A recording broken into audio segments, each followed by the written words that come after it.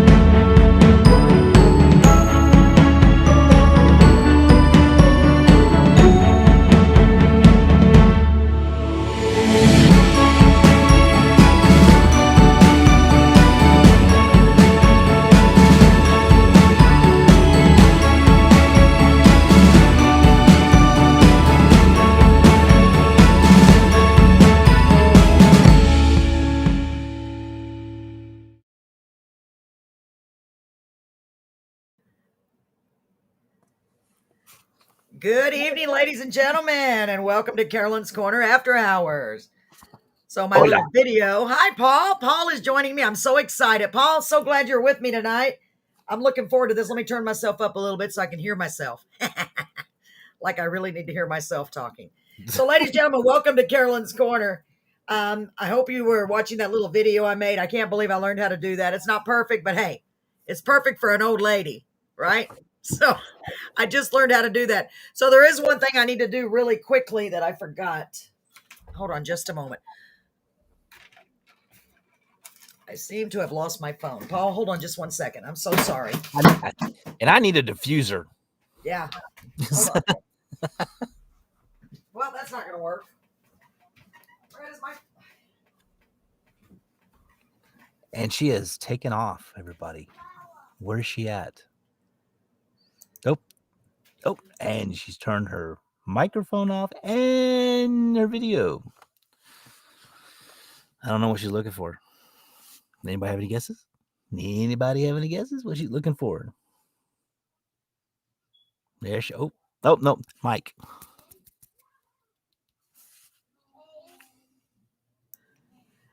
Sorry about that, folks. I'm so sorry. I forgot to fix the chat so everybody could comment. Let me fix that real quick. And then, of course, I couldn't find my phone. Okay, well, just when I thought things were going to go smooth, nothing ever goes smooth, right, Paul? Never. Not the way you want it to.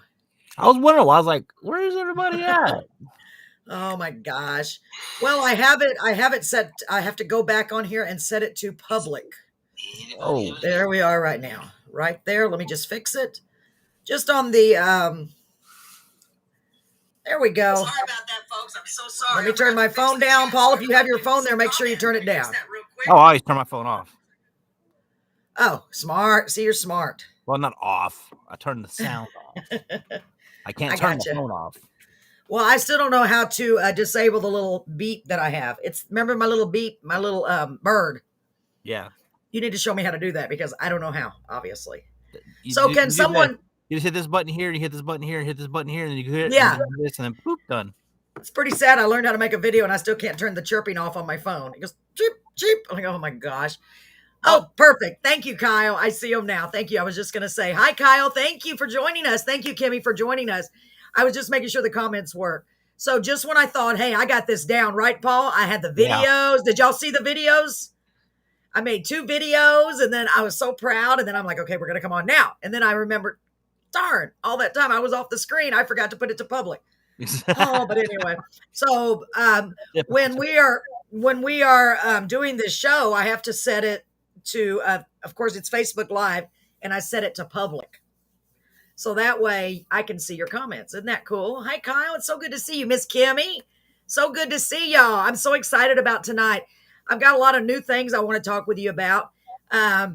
A lot of upcoming, a lot of upcoming things. I'm super excited about it. And of course, I'm going to share them with you guys first before I implement anything. Okay. So, first of all, let me welcome back Paul. I'm so glad you're back with us, Paul. Are you feeling better? Yes, it was rough, but I'm feeling better. I'm so glad. We got the COVID running all around us, and we haven't even seen each other in person. I know. So it's almost like we just caught it through the video wires. We call it a computer virus. Yeah. Oh, it's a computer virus. You're so funny. That is the hilarious. government has gotten so sophisticated now that they want to spread viruses. They'll just do it over that, You know what? That could be. That really could be. So I don't know. It was weird because Paul got it, and then you got it after me. Lalo had it first, then Paul, Lalo, then me, and Brett, of course, and then Paul, and your daughter. Stepdaughter, right? No, not my stepdaughter. Your niece. No, who is she? Sister-in-law. My sister-in-law. God, it's hard to keep up with relations, how they're related. You know what I'm saying? Because you might as well be my daughter. I take care of her like a daughter. I mean, geez. Well, because I always think because she's so much the same age as your daughters. Oh, no I know. offense, y'all. For anyone that doesn't know, Paul is well, he's not old, but he's not. Well, how old are you, Paul? If you don't mind. If you 47. He's 47, and he's married to Miss Crystal, who is amazing, and she is about 20 years younger, maybe. No, not that long. 20 years. I don't know. How much difference are y'all? I have to count it. I really do. I've never even thought about it until right this moment. So I didn't rob the cradle. Well, I guess no, it ain't 20 years. I don't even know because she's my kid's age. So she's 14 years. 14 years. And Brett and I are 8 years apart. He's older than me as well. So hey, it's working. It works. It works. We're still together. At least we haven't, and we're growing old together. That's what I told him. I'm loving growing old with you.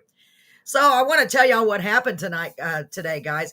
So we have a new viewer that joined us.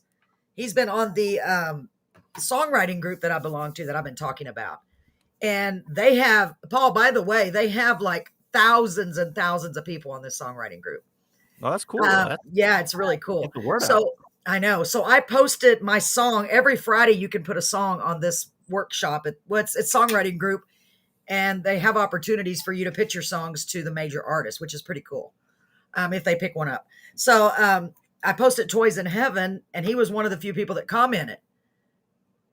Oh, Crystal is like 2 or 3 years younger than you. That's cool. I'm gonna put. Oh, I forgot I can put the comments on the screen. Why not? Let's put them on the screen. Let's have some fun. Yeah. So anyway, so he saw my song and he commented the sweetest things, and he kept saying, "Did I tell you I love your song? I love the song." And I was like, "Wow, that's awesome." So I knew he was a songwriter because he belongs to the group. And I checked out his music, and he writes gospel songs. So I thought that was really cool. And I had no idea where he was. But as I did with everyone else that commented, I went ahead and sent him a friend request. Right? I'm like, why not? Right, Paul? That's right. It's not going to hurt. Well, he not only accepted, but he went on and checked out our Carolyn's Corner, the whole kit and caboodle, you know? He saw the ups and the low highs and the lows and the ups and the downs, but he said he really liked it. And so he said, you talk very fast. And I'm like, yes. Anyway, so he likes it so much. I'm so blessed. He made up the post that I changed to the YouTube, and he shared it on Facebook for us, on his Facebook. So I'm hoping that will help us grow. And I just think it's so great. I even used what he wrote to put on the our YouTube because it was so well written. And I haven't met him in person, of course, because he's in North Carolina, but I got to quit touching my face. Brett said I do that all the time. But I know he was in the military for 30 years. So he retired military. You almost said Matilda. So, he was in Matilda. I don't know. I've been all day. Oh my God. So anyway, so I'm thrilled. And he's going to come on in a little bit. He's at a songwriting workshop right now. He's been messaging me off and on all day to make sure he doesn't miss the show. So I think that's wonderful. He was on the radio show with us last night. Well, he was on the Facebook Live audience. And he said he had a blast. And he stayed the whole time. So that just made me so happy. So that means we're doing something right. When somebody we've never seen or done. You can't have a blast with us. I know. But, it's always nice to get validation, right, Paul? To hear somebody that's completely not even in the same state, to say, hey, I just happened to see it. And so he wanted to advertise for us and help us. So I'm thrilled. I can't wait for him to come on. I'll introduce y'all to him when he comes on. He said he will definitely say something. His name is Jerry Bradley. So make sure when y'all see him, everybody welcomed him at the Facebook Live at the radio show, Monday. But make sure you give him a warm welcome. So, Paul, let me stop for a minute. I got to quit talking so much. It's very hard. So tell them what's been going on with you real quick. And then we'll address some of these things the audience are saying. Let's see if they're saying anything yet. Go ahead. No, they're not saying anything yet. But no, see, last Monday is when I got hit with COVID after the show, after our radio show. Yes. Okay. No, I was listening to the radio show. And I'm sneaking an M&M. I was here at the house, and I just felt like I got hit by just a freight train just plowed right over me. And I was like, man, I got a headache. It's like, it was a big headache too. Like I get headaches off and on throughout the weeks and whatever. But anyway, it was an abnormal one. And all of a sudden, my head started pounding more. It felt like my head was about to pop off. It was crazy. And then I started shaking. My bones hurt. It does. And COVID really sucks. And then I was telling my wife, I was like, man, I said, I can tell you everywhere in my body there's arthritis because every single part of it just hurt so bad. And I'm just moaning like a little baby in the bed, like, oh, just like this miserable. And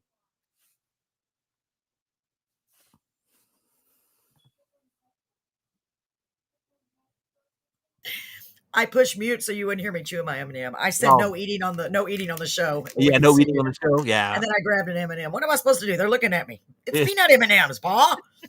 Anyway, sorry. So Jason came down with COVID too, right? Your 6-year-old. I just saw him in there. Let's see, a little while after that, that's whenever we decided to test other people because other people started getting headaches and starting to experience what I did. Right. So then my sister-in-law was tested and boom, she got hit.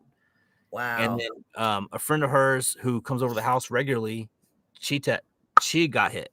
Oh my gosh. And then after that, Jason, it was like 3 days later or something like that. Jason came in the room, and it was funny because he comes in the room and he's like, oh, my legs are hurting. Oh, my legs are hurting. And we're like, okay, it's growing pains because his shins were hurting. And that's a typical when the kids are growing up. I think it's just growing pains.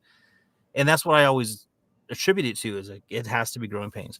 Well, then he was like groaning in his sleep, moaning in his sleep. We took his temperature. Oh. I think he was running 102, something like that. Oh, poor baby. And so then we're going to give him some Tylenol to reduce the fever. And he didn't want to take anything, but he was just moaning and groaning. And finally his fever broke. He started sweating. Yeah. And it was funny because the next morning he woke up because he slept in our bed because, dude, worry about the kids. Well, of course. So he wakes up in the morning and he's just, I mean, just, oh my Lord, this kid can talk. He's worse than you. No way. Oh yeah, Come he's on. bad. That kid can talk. I know. And But he can yeah, when I'm hold. around, he doesn't talk much because he hasn't been around me very much. Yeah, but He's he'll got to get to know you. hold a conversation with you. I mean, he'll just sit there and just Yeah. have talking about anything and everything and just anything. So he wakes up in the morning and he's So like, awesome. he's talking and he stops and he goes, "How did I get in here?" And I'm like, "You came in here last night." And he goes, "No, I didn't." I was like, "Yeah, you walked in here last night Wow. and your legs are hurting." I said, "How are your legs feeling?" He goes, "Fine." Didn't phase him. Wow. I mean, and then we tested him. He tested Yeah. positive for COVID, but you could swear you can't Yeah. even tell right now he even had it because I mean he was just running. He just runs. Thank goodness the kids are so resilient. So I Yeah. put on the screen what Kyle said. He said he's had it twice now, and both times it feels like an 18-wheeler and a train hit me all back over me. Yeah. It's true. Well, sometimes you're I've had it twice as well. The first time I just thought, oh, it's just a sinus infection because that's literally because I get them every year. And I was shocked when I was positive because this was when this whole thing first started, right? Not too long after. But the last one, I felt like somebody hit me like hard because it was just a low grade fever. But you know how you feel when you have a fever. And I'm like you, I was hurting, but I just went to bed and slept and slept and slept, and I felt so much better the next day. Yeah, then, I was feeling a little bit better the next day, but I was still feeling the pain and everything. Matter of fact, I was still having back pain yesterday. Yeah. I actually woke up today and I was like, oh, thank goodness the back pain's, it's, I mean, I still have back pain. I mean, that's a thing, but it wasn't as bad. Wow. It wasn't bad. I can actually deal with it because, and there's something that's supposed to be coming up here that I'll talk about later with that I was worried about my back pain and what I'm going to end up doing here in the near future with a buddy of mine from work. It's going to be interesting. But anyway. Oh, well, I definitely, is it something good or something bad? Oh no, it's something good. It's going to be awesome.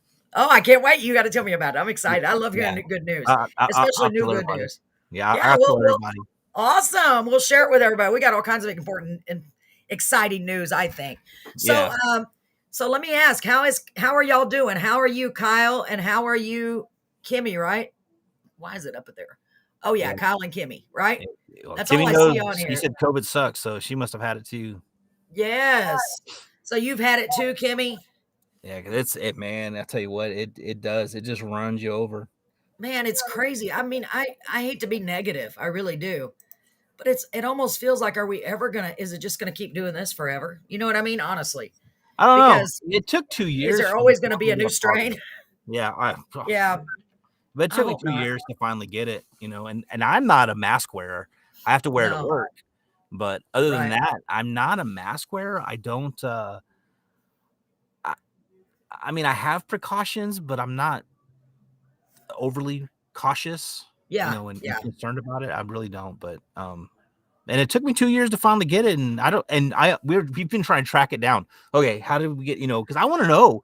It's really hard to pinpoint it. Me too. I was thinking the same thing, and I thought, well, maybe I got it because besides the karaoke shows, and the radio show, I don't really leave the house much. Yeah. And Brett said you could have got it from karaoke that Saturday before, but odds are pretty good that he brought it home from our secret job, HEB.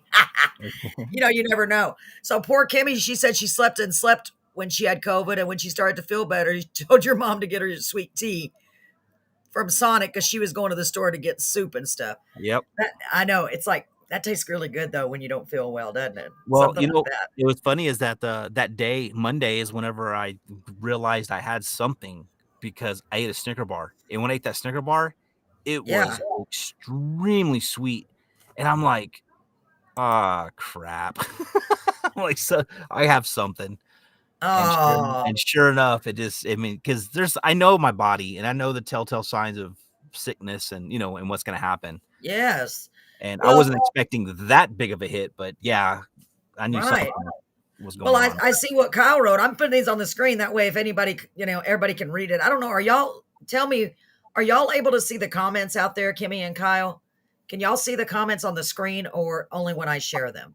Oh, I'm sure really they can. Know. That's part of the video. I'm pretty sure they can. So Kyle, it hit your mom harder. So she's dealing with long-term COVID. They call it long haul. Did you know they call it long haul? There's actually a name for it now. long haulers is what they're Yeah, calling it. it's Look that up if you yeah, haven't already, it's Kyle. the people basically who caught it, and they just have Yeah, the remaining symptoms of for basically just the months, remnants of COVID. even a year, even Yeah, years, and it longer than really that, has there's some messed up a people who lot of still people.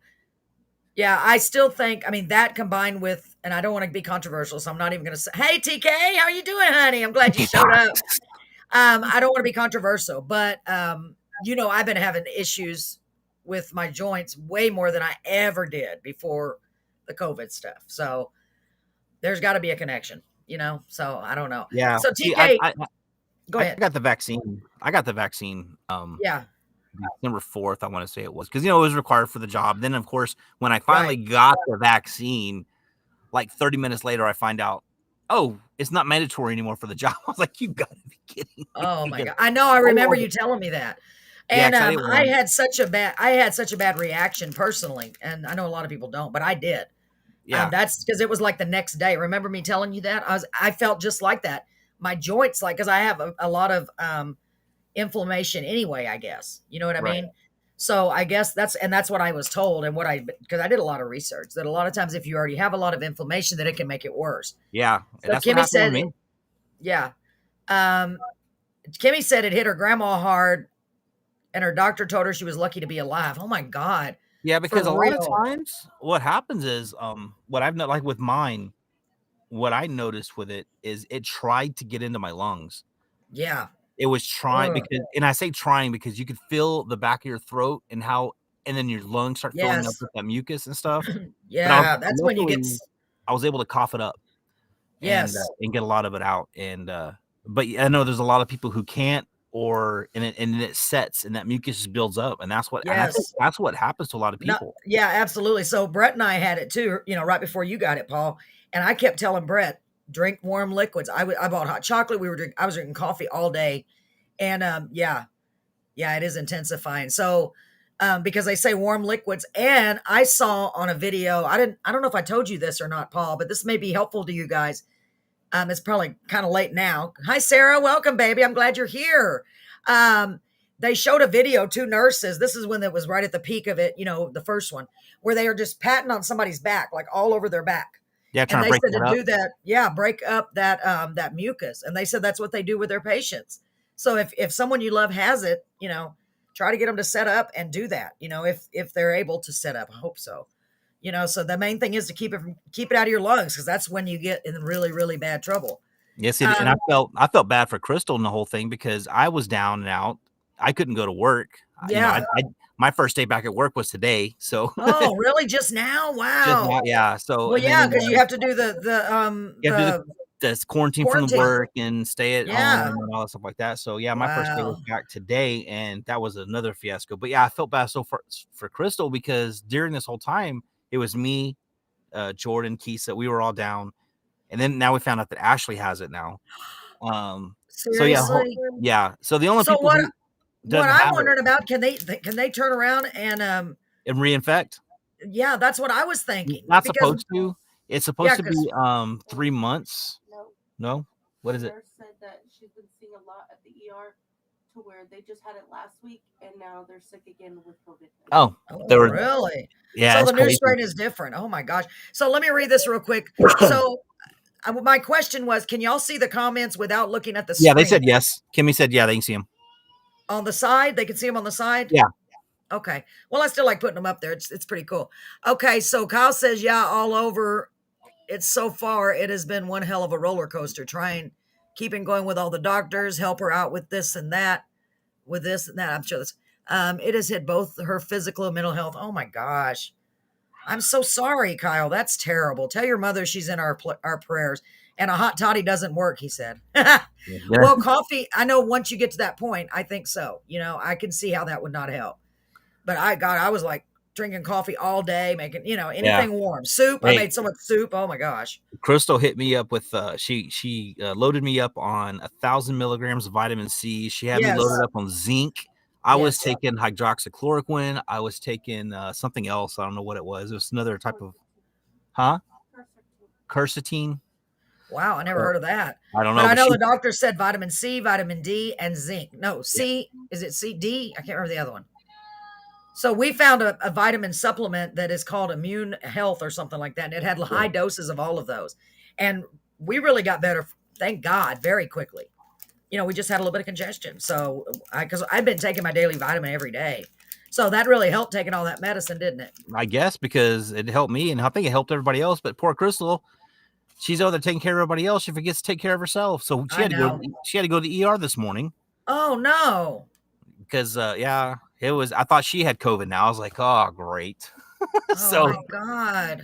yeah. So but everything's. I mean, she's still hurting, but everything's fine. She doesn't say she was tested negative. So Well, that's good. I'm sorry she doesn't feel. Crystal, I'm sorry you don't feel well, baby. I know she's somewhere behind you. yeah, Out she's of on the the bed realm laying of the down. curtain. Oh, poor baby. I hope we're not being too loud. That, Gosh, I'm sorry you're not feeling well. So let me see. So Tammy said different for each individual. No two people have the same symptoms or the after effect. Isn't that the truth? It makes it really hard. Yes, C, zinc, and vitamin D. That's it. You're right, Kimmy. And I got that, like I said, because I was looking at them, to be honest, I didn't, because the vitamins are not cheap. I got to tell you the truth. And I was like, man, I don't want to buy a whole bottle of each of those. So I found one. It's called like Immune Health. I got it at HEB, something Immune Health. And it had high doses of all of those, way more than my multivitamin. So just something to think about if you need it. I'm going to start. I'm going to keep taking my my daily vitamin. Maybe we can ward it off by doing that at least a little bit. Yeah, it's terrible. It's terrible. I mean, I'm just so tired of it. I know we all are so tired of it. I just pray that everybody gets over it quickly. And I just keep thinking, okay, it's just a cold. It's just a cold. But I know that it has that potential to be. oh yeah, something bigger. And that's terrible. And so when you get it, you're like, am I going to get the worst? Am I going to get the bad case? Honestly, when I got it, I didn't think that way because I didn't want to. I mean, it was like, okay, I'm going to stay in my room. And that's pretty much what I did. I just stayed. I mean, of course, she still came around. I mean, it wasn't like I was trying to quarantine myself from everybody in the house. Especially since we found out that Jordan had a key. I mean, it was just like, oh, that's so terrible. That's terrible. Well, I mean, I hate to say it, but maybe once, see, you still got I do too, a little bit of congestion. Maybe once everybody gets through it, hopefully I won't get nobody will get sick again. Excuse me, because you have Ashley now that has it. I don't know. That's crazy, man.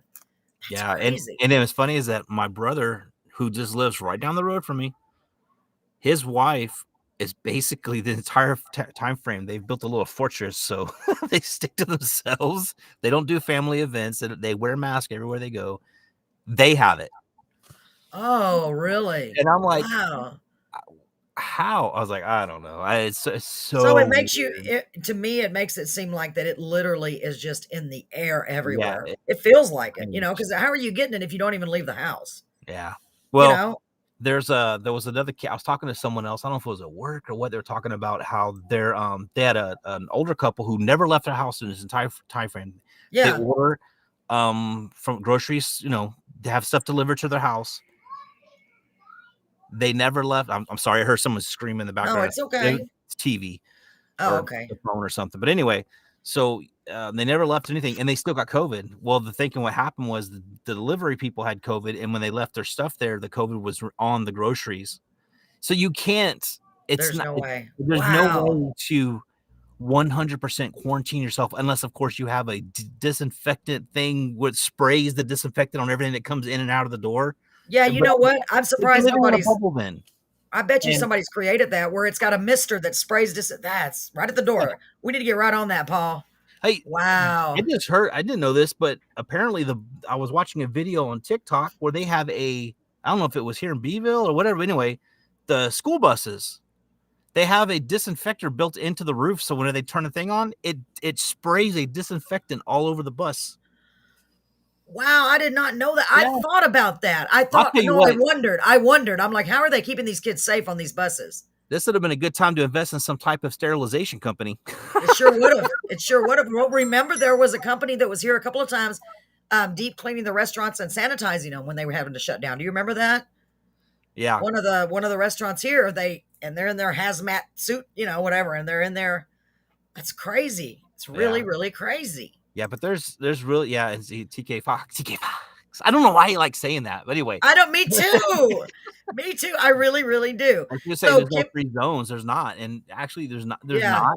Unless of course you want to live in a fortress, the little tiny bubble that you create for yourself. That's constant. That's that's pressure sealed yeah, inside out, like a submarine, where you walk exactly. into a room, you're sprayed down everywhere, and then this door locks and this door opens to let you in. I mean, that's the only way to do that. But I mean, but then you're just putting yourself up for failure. You're setting yourself up for failure because you've now are not getting germs from the normal germs in life. So then your Yeah, immune system doesn't know how to react to it. So when you finally do go out in public, whatever, you're going to get sicker because your yeah. immune system isn't built up. And that's the So human body. I mean, the human body deals with germs, bugs, and it knows how to constantly. fight it. Hmm. And it's in our DNA. It knows how to fight these things. I read there was a kid's book a long time ago where it was talking about germs and red blood cells and white blood cells and how the body works and fighting it. It was like they had the soldiers, they had these Wow. germs coming in, and then the white blood cells build up. Then the white blood cells goes and attacks the germs. I don't know. It was a book I read a long time ago, like a long time ago. Long time ago. But I just got a message, Paul. I'm sorry to interrupt you, but I just got a message. I know Crystal is doing all of the shirts now and everything for us because Jennifer, my dear friend Jennifer, she is way too busy. I know Crystal's so busy too. Someone just messaged us, just letting you know, because I know I'll forget. Let me see. She had the extra large pink Hell Yeah corner shirt. She just messaged to ask when it would be done.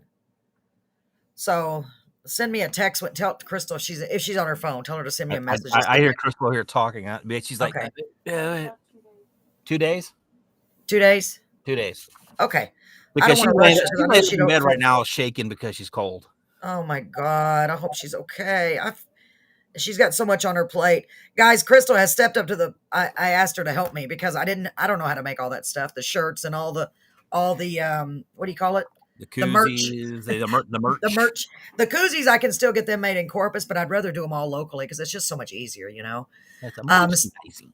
Yeah, exactly. Merchandise. We got merchandise. Did y'all see the video? I'll play it again in a minute if you want me to. So, yeah, we should have bought stock in Lysol, Mr. Clean, and Clorox for real. If we would have known, if we only would have known, man, we should have gone to psychics and found out there will be. Well, you know what? I don't know if I ever told y'all this, but I don't even know what it was called. I saw the same show when, like, before the hurricane hit in New Orleans. It was a show. It was like Dateline or one of those, and it was about what would happen if the levees break, you know. And that was a horrible catastrophe. And at the end of that show, they literally said, "It's not if it happened, it's when it happens." And then it happened. And they said the same thing about the tsunami. Honestly, I saw one of those shows, and I was like, now I saw one of those shows, exactly the same kind of show about a pandemic. Literally, and they said it's not if it happens, it's when it happens. And I was like, are they knowing something before we're knowing it? You know what I mean? I mean, I guess because they said history repeats itself. Yes.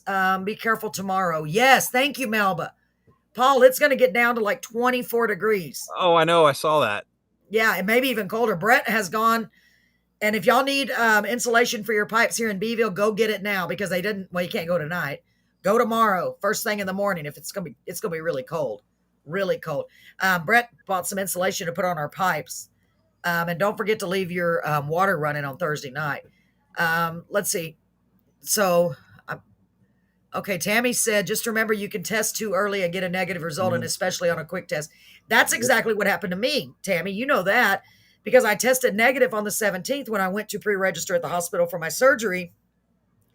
But then in between then, on the 18th, the very next day, I started feeling, that's when I had that low-grade fever. So I thought, well, it can't be COVID because I just got tested. And sure enough, when I went to the hospital on the 21st, and by that point, Brett and I were both coughing. Oh my God, wind chill Friday morning, 11. Oh my God. I was thinking about going to Corpus to see my sweet grandson, but I don't know if I want to get in this cold. Well, I'll be in the car. We're going to freeze. We're going to freeze. Nah, we won't freeze. I kind of like the cold. I just don't like it where it's so cold, like, like deadly cold. You know what I mean? I kind of like it's refreshing. I love the cold. I don't like the heat. Yeah. See, Brett's the opposite. He'd rather have it hot than cold. He hates the cold. He said it's because he's older and he always says, I'm just getting old. I think, and my grandma, I remember her standing around the little gas heater when we were kids. You remember those? Do y'all remember those? Anybody have one of those? Oh, we did. My grandma had one, and I would come to her house when I used to go over there, and it would be so hot in there you could not breathe, but she was still cold. And I remember a couple of times going over there, and the smell of the gas was so bad. I was like, you have a gas leak, and I'm freaking out. And she's like, I don't smell anything. She was always cold, and she couldn't smell anything. I was like, oh, my God, oh, my God. I hope that don't happen to me when I get older. I cannot smell anyway as it is. So let me see what we got here, Paul. Hang on. Oh my God. What did I miss? Oh yeah. 11. What's so funny? I forgot y'all might have a quarter inch of tomorrow. Y'all need to be very careful because this Texas boy has learned how to go ice skating in boots. I bet so, Kyle. I was thinking I know we should not even say anything. So Kyle, what you do is you leave right after the podcast and drive back to Texas. Come on. You can stay on my bed over here for a little bit. Just get some warmer. No, because don't do that because I don't have a gas heater in this room. We're going to be snuggled up in one room probably. For real. I go get that cold, but man, because y'all are getting really, really, really bad snow up there, aren't you, Kyle? Oh, and Tammy, coal burning stove. Yes. My ex-husband and I used to have one of those. So, by the way, I saw Tammy TK. Well, I didn't see her. She saw me. It's funny how somebody can spot you and you don't even see them. You're a good spy. I had to go to Dollar General to pick up some stuff. So I didn't want to have to go to the grocery store. And she messaged me and said, I just saw you. I'm like, oh, I feel bad that I didn't say hi to you. I didn't even see you. I was like trying to hurry up and get stuff, the few things I needed back for dinner, and then hurry up and get home and cook so I can do this. You had blinders on. I did. I was literally like, oh, yeah. I do the same thing. I'm driving. I know all the essential stuff. But other than that, people will be like, hey. And I'm like, you don't pay attention. Isn't that funny?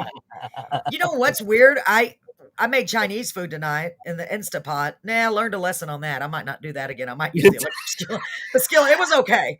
But I bought some egg rolls. I know this sounds terrible, but I bought the egg rolls at the Dollar General.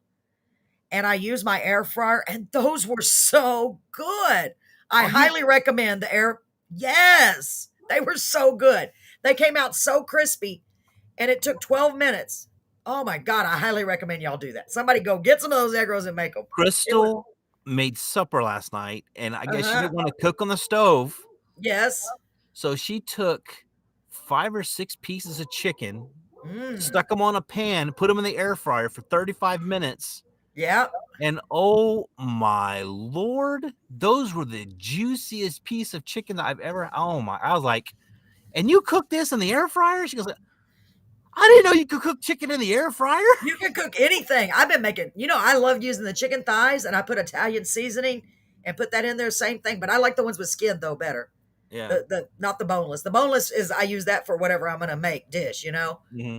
But oh, it tastes so good. It does, right? It does taste really good. It was amazing. I know I was going to make chicken today, and I thought, well, I'll make Chinese, and oh, well. So let me see. Hold on just a minute. What did you say about the snow? Just cleared us up. We got about a foot of snow and about 3/8 inch of ice. Oh, my God. Well, I know up in further north, I guess. I don't know. I'm bad with geography, y'all. They got like 11 feet of snow. 11 feet?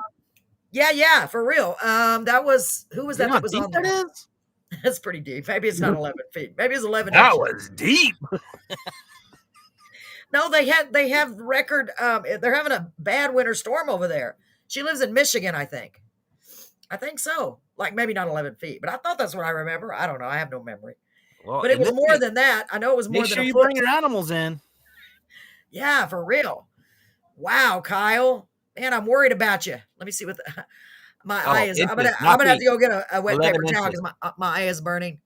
Go get what you need so you don't have to. Yeah, and I heard Brett said these stores are a madhouse. Hi, Melba. Oh, I was trying to message you. Okay.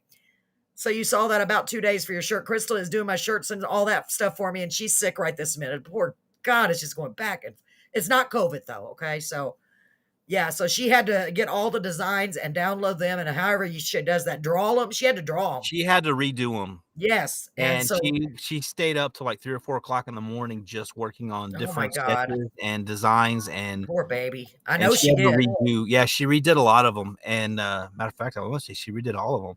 Yeah, they look good. She showed me the pictures. Paul, can you talk with them real quick? I got to get a wet paper towel. My eye is burning like it's got smoke in it. Yeah, I know you It's keep my poking dry your eyes. eye. Just a second. You keep poking my eye. It hurts. You always got an eye problem. Now, the other day I had issues with my eyes. Went to Corpus, and all of a sudden this eye just swelled up on me. I don't know if anybody else has experienced that, but oh my goodness, it was allergies or something. I got something in my eye, but it was going from Beeville to Corpus, and that was a doozy. I told I'm Crystal. so sorry about that, y'all. I've got real bad dry eyes, and like last night, I've been staying up all hours of the night for real. Just working on my new thing that I got coming up. TK I'm Fox trying has to a make good idea. videos. She said, keep your Oh, fingers it out of hurts your so bad. eyes. Huh? She said, keep your fingers out of your eyes. I know. I'm trying not to. They burn, especially the left one. It feels like it's smoke. It feels like Well, smoke. that's what I was telling them yesterday. I went to Corpus, and my right eye just, it just swole up. Really? It was red. I was like, what in the heck? I was like, is this a COVID thing?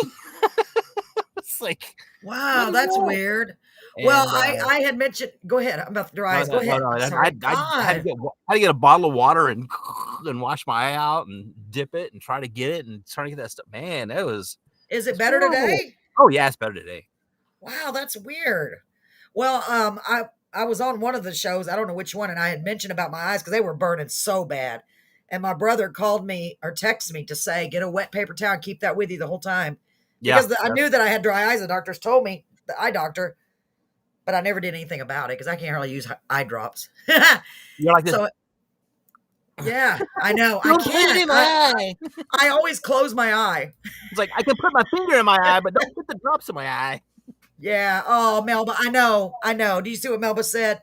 She said, "Oh, that was so sweet of her. She can wait till she gets to feeling better." No. I know, Melba. I know, and it was spur of the moment because I hadn't had any orders in a while because I have some shirts that are already pre-made.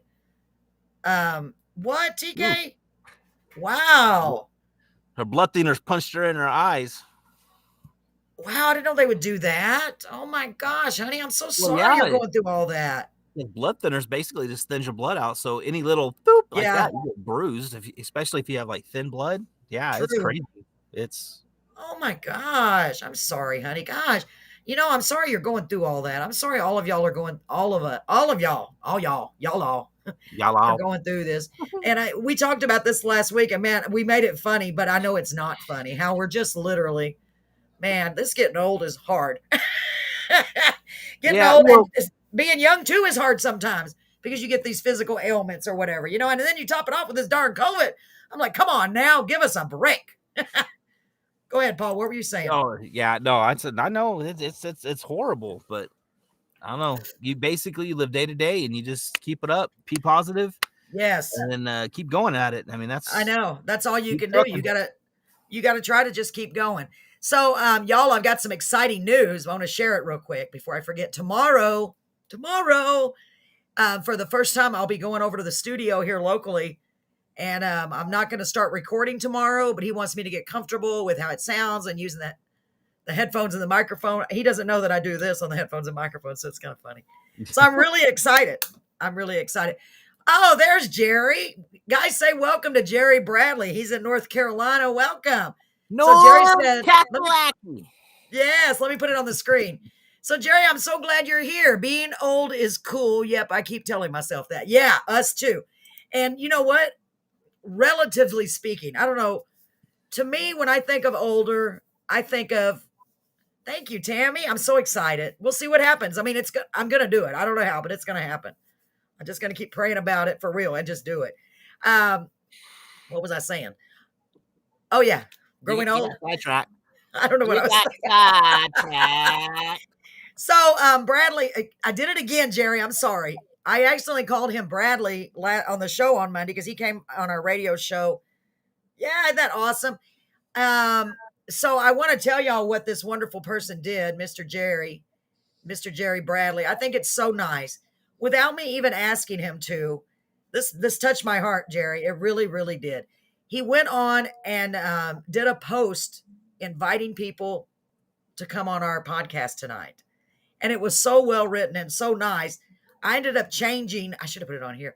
I ended up changing the YouTube introduction page to what he wrote. And it was so nice, just so nice, Jerry. Thank you so much.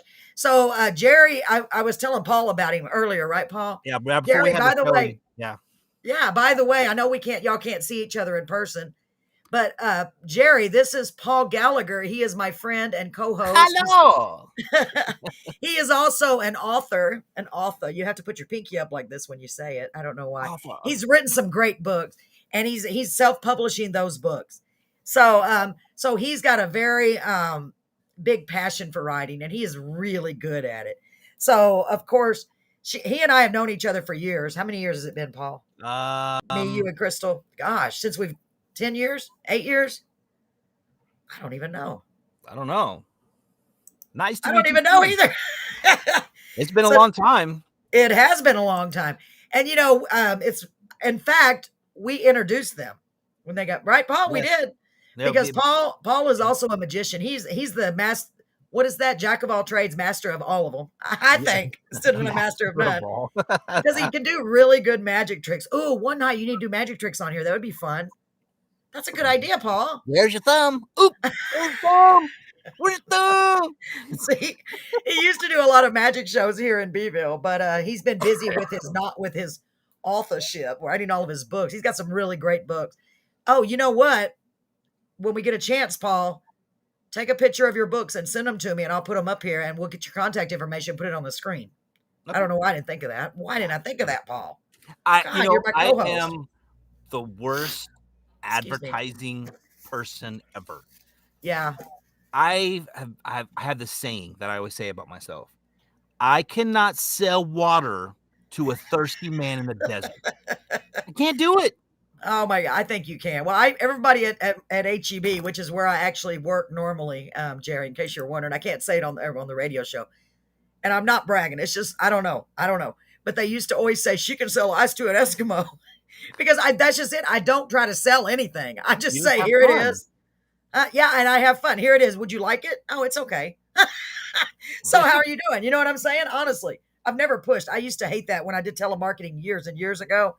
They're like, here's a rebuttal. You're supposed to say this when they say no. And I was like, I don't want to do that. You know what I mean? I was in salesmanship, and you probably, I don't know if you know this or not, but I think I talked about it before, like selling plots for a cemetery.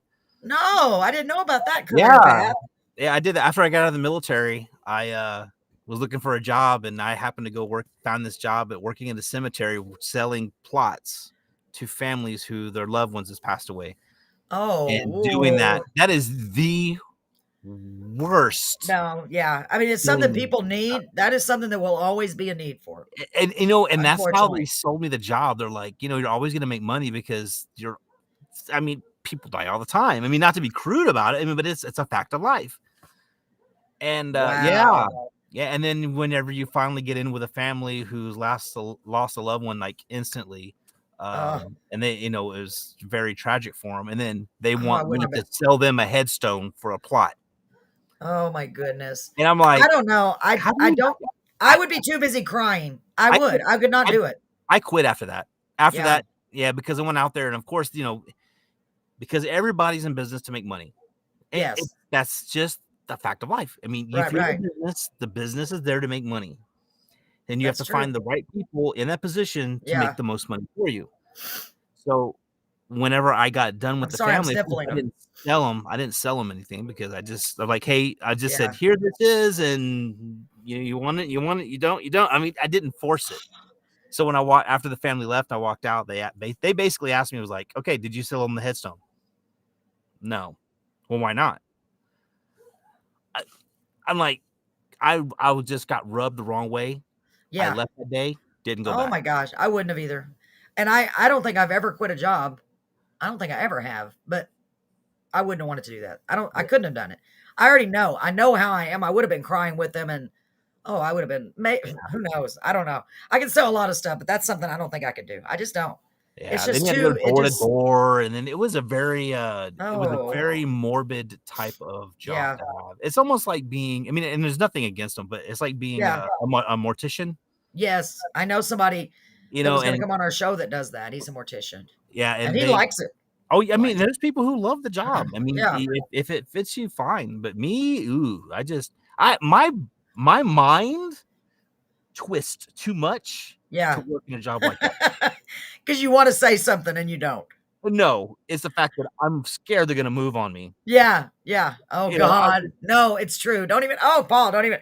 I'm That we're not on serious, the. but that's how my brain goes. Well, And it's like, I was watching a video of a lady that does hospice, and she came on and she said, "Okay, if you're squeamish, turn this off." And she had that happen to where somebody turned around and screamed after they were pronounced dead. whew, And she said, I was like, "Oh my God." So yeah, so this is what. Hold on, I don't want to miss any of these, Paul. Oh yeah. So she said to have your wife make you a T-shirt advertisement. I think that's a great idea. She already yeah, made you a thing for your car. yeah, my itty bitty little car, my little Matchbox car. I can't believe you're driving that car. It's I love just my funny car. because It's my favorite. I love the car. oh my gosh. And yes, that's how we met. God, it's been 10 or 12 years ago, Tammy. I mean, TK. Wow. Oh my gosh. How oh, how can it be that far? I mean, that far away. That's hard. Time is just wow. Hold on. I'm clicking the wrong thing. Okay, She's the hold on. clicker. Yeah, I know. I'm trying not to mess up. Okay. Oh, yeah, Kyle. I would run for my life. I couldn't Yeah. do it. Nope. When she told me that story, just hearing that gave me and it because she said she had to remain calm because she said they have to wait. I know this is very morbid. Once they pronounce them, they have to wait 2 to 3 minutes and listen for breath sounds every whatever and Right. all this stuff. And she was getting ready to leave and she was doing her paperwork and she turned. I was like, oh no. She said it happens all the time. I'm like, what? Yeah, I'd be surprised. Pretty Now, weird. a long time ago, they used to have those people. They were burying people alive, burying people alive. So they designed this hole that goes up with a string and a bell. Oh So when they're yeah. buried Back in alive, the they old basically days, ring that's what bells. they used to do. Says, "Hey, I'm still down here. I'm alive. Come and get Well, me." that's what they did in the olden days, didn't they? Because they didn't have the way to really tell if how do we get on this subject? We got to get off this subject. It's like, Yes. oh my goodness. Carolyn, this is how we are. You know this. We get on the weirdest subjects. Oh my gosh. So TK, I can't believe we've known each other that long. Doesn't time go by so fast? Well, that's like how far. Well, I've known Paul and them almost the same because we met Paul at karaoke, right? and then he was doing magic tricks, and then he was single, and so Miss Crystal was there. Boy, y'all should have seen her, right, Paul? Mm-hmm. She's beautiful. She is all decked out in her stilettos. That's where I came up with that song. Alternative. I came up with that thinking about that day because I was like, dang, you know what I'm saying? Yeah. Anyway, and Paul went up, showed her a magic trick. Showed her, not did her. He didn't do her right. This is getting bad. He showed her a magic trick. He didn't do her. This is getting worse. He showed her a magic trick, and as they say, it was love at first sight. And I was like, what? No way. So we were very blessed. I was one of her bridesmaid, and Brett was Paul's best man. So that's really cool. Yeah. And y'all been married how long now? Are you really asking me that? Yeah, because I don't remember Paul. 7 years? Oh my God. That sounds about right. Something like Brett that. and I get married. We got married in 2005. We're old married folks. We were already old, but what does change mean? We were married What for does 7 change years. for? 7? Okay. So what is this? Talk about your music. Oh, okay, Tammy, if you insist. Okay, if you insist. So I do have something. I don't know that song Carved in Stone that I played for y'all last week, I think it was, when it first came in. Did I play the one about the veterans? Yes. You were married in 95. Okay, I did. But guess what I did since then, Paul? I played it at the VFW on Friday. You did? No, Saturday. Oh, and I made a lyric video, but it's so touching. It's got it's good. People cried. I got a standing ovation. I was freaking out. I could not believe it. I really couldn't. Because I told them, and it was on the big giant screen. It was pretty cool. Right. I need to. Would y'all like to see it? If I download it, I can find it. Does anybody want to see it, or we can wait till later? I forgot to put it on here because I was like, no, I'm not going to watch that. I mean, I'm not going to do that. We can do an intermission, and they can do that video in your intermission. Yes, absolutely. Let me get it in here. Yeah, I'm proud of myself. I'm learning. But you know what? I tried. Yeah, I tried. And I mean this literally, y'all. I woke up at 9:30 in the morning yesterday, and I had a thought about the Toys in Heaven video, Paul. All day, I went to this site. I'm spending a fortune on this stuff. I went to this site. I am, but I needed good pictures, like good photos. You know what I mean? Because I don't want to put anything on there that's copywritten. I'm very proud of myself, Tammy. Go to pexels.com. Yeah, well, I went to this other one called where am I? All the artwork that I have on my Dreams books Time from Pexels. Yeah, well, this is Dream Time, and I went ahead and signed up for it for at least 1 month, and I got like 15 pictures. But it's funny because all these other ones that I used on Carved in Stone video, I had gotten them off another site and they were free. So I'm like, why did I do that? Well, because I couldn't find what I wanted. For Toys in Heaven, I have a certain idea of what I want. Whether it's the right idea or not, I don't know. I was going to tell the story with the video. So that's why I'm glad y'all are here, so we can kind of go over it. Because, that's why we're doing all this, too, to kind of help each other out, I think. I am very proud, Tammy. So my question is, y'all heard, after I play it, I'm going to get y'all's feedback, because this is why I wanted to do this, too. I want a place where we can all interact and share our passions and get feedback. What do you think, Paul? Yeah. Okay, because Carved in Stone, when I go to the studio, see, I want to do a CD. That's what I'm going to do when I go to the studio. And I really think I should re-record it with my own voice, because that way I can put it on my CD. I don't want to put somebody else's singing on my CD. Does that make sense? Oh, yeah. I mean, that's so that's what I'm thinking. It wouldn't be your CD then. It'd be your music. Yeah, I know. It'd be my music, but I'm going to have to. So, I'm going to go on here. Did I get it over here? I'm not going to play it right now, but it's processing right now. So I can't believe I'm figuring all this out. Anyway, I was up at 9:30 in the morning, y'all, and I am not kidding. Brett got home. I was still on the computer. I almost threw this computer across the room because I got all the pictures. I downloaded them from the place, and I'm just using the Windows video maker thing. That's how I made all of these. But they have to be in a certain spot to download them to make the video. I could not get all these photos in that spot to save my life. I tried everything. I tried putting them in the, what do you call it? I don't know. I put them all over the place. I emailed them to myself. I put them, and every time it saved them, it would not save them where I needed them. Because if you try to, you have to go to a certain spot for that video program to get the photos. And then I had all of them in there. Yeah. But I had all of them in there, and then I noticed I missed some. So I went out and said add, and it wouldn't work. It wouldn't let me add anymore. So I had to start all over. It wouldn't let me do it. I was like so mad. All day, Paul. All day. Not even kidding. And believe it or not, things like that happen to me too. With my writing. Really? Yeah. And I'll end up losing something. But you know what? All in all, when you go back and you redo it. Yeah. Hold on. And then when you go back and you redo it, you actually end up doing it better. Yeah, I was thinking that. And I'm not Hi, Jason. Say hi. Hi. Hi, sweetie. How you doing? This is what happens whenever you do podcasts from your house. That's okay. It's good to see you. I'm glad you're feeling better, honey. We get surprise visitors. Surprise pop-up guests. You're a special guest on our show. Did you know that, Jason? What? Yeah, you're a special guest on our show. You're called a pop-up. Can you even guest. tell he's sick? Can you even tell no, his kids you don't look sick. You look great. I Your think hair's he's getting so long, so handsome. Are you faking it? No. Faker. Yes. Yes. So, Jerry, are you still here with us? I wanted to tell y'all real quick. Oh, I was finishing real quick. Okay. So anyway, I was up all night for real until 7 a.m, and I still couldn't get it to work. And I finally said, you know what? Everything I would try, it wouldn't work. And I was like, this is insane. It's like, this is not meant to happen. It is not meant to happen. I'm glad you're still here, Jerry. So I finally said, you know what? I got to get some sleep. Okay, Jerry, I'm glad you're here. I wanted to tell y'all, Jerry, I don't even know if I mentioned this. My brain is also a songwriter, and he writes gospel songs. And Yeah, I've you heard said some of that. the songs. I did. Okay. They're really That's what I'm good, here for. Jerry. I'm your memory, which is bad Yeah, because 'cause my memory is just as bad. I need to write. We need to have like a written dialogue of everything we say. That would be interesting, wouldn't it? Then that'd be boring.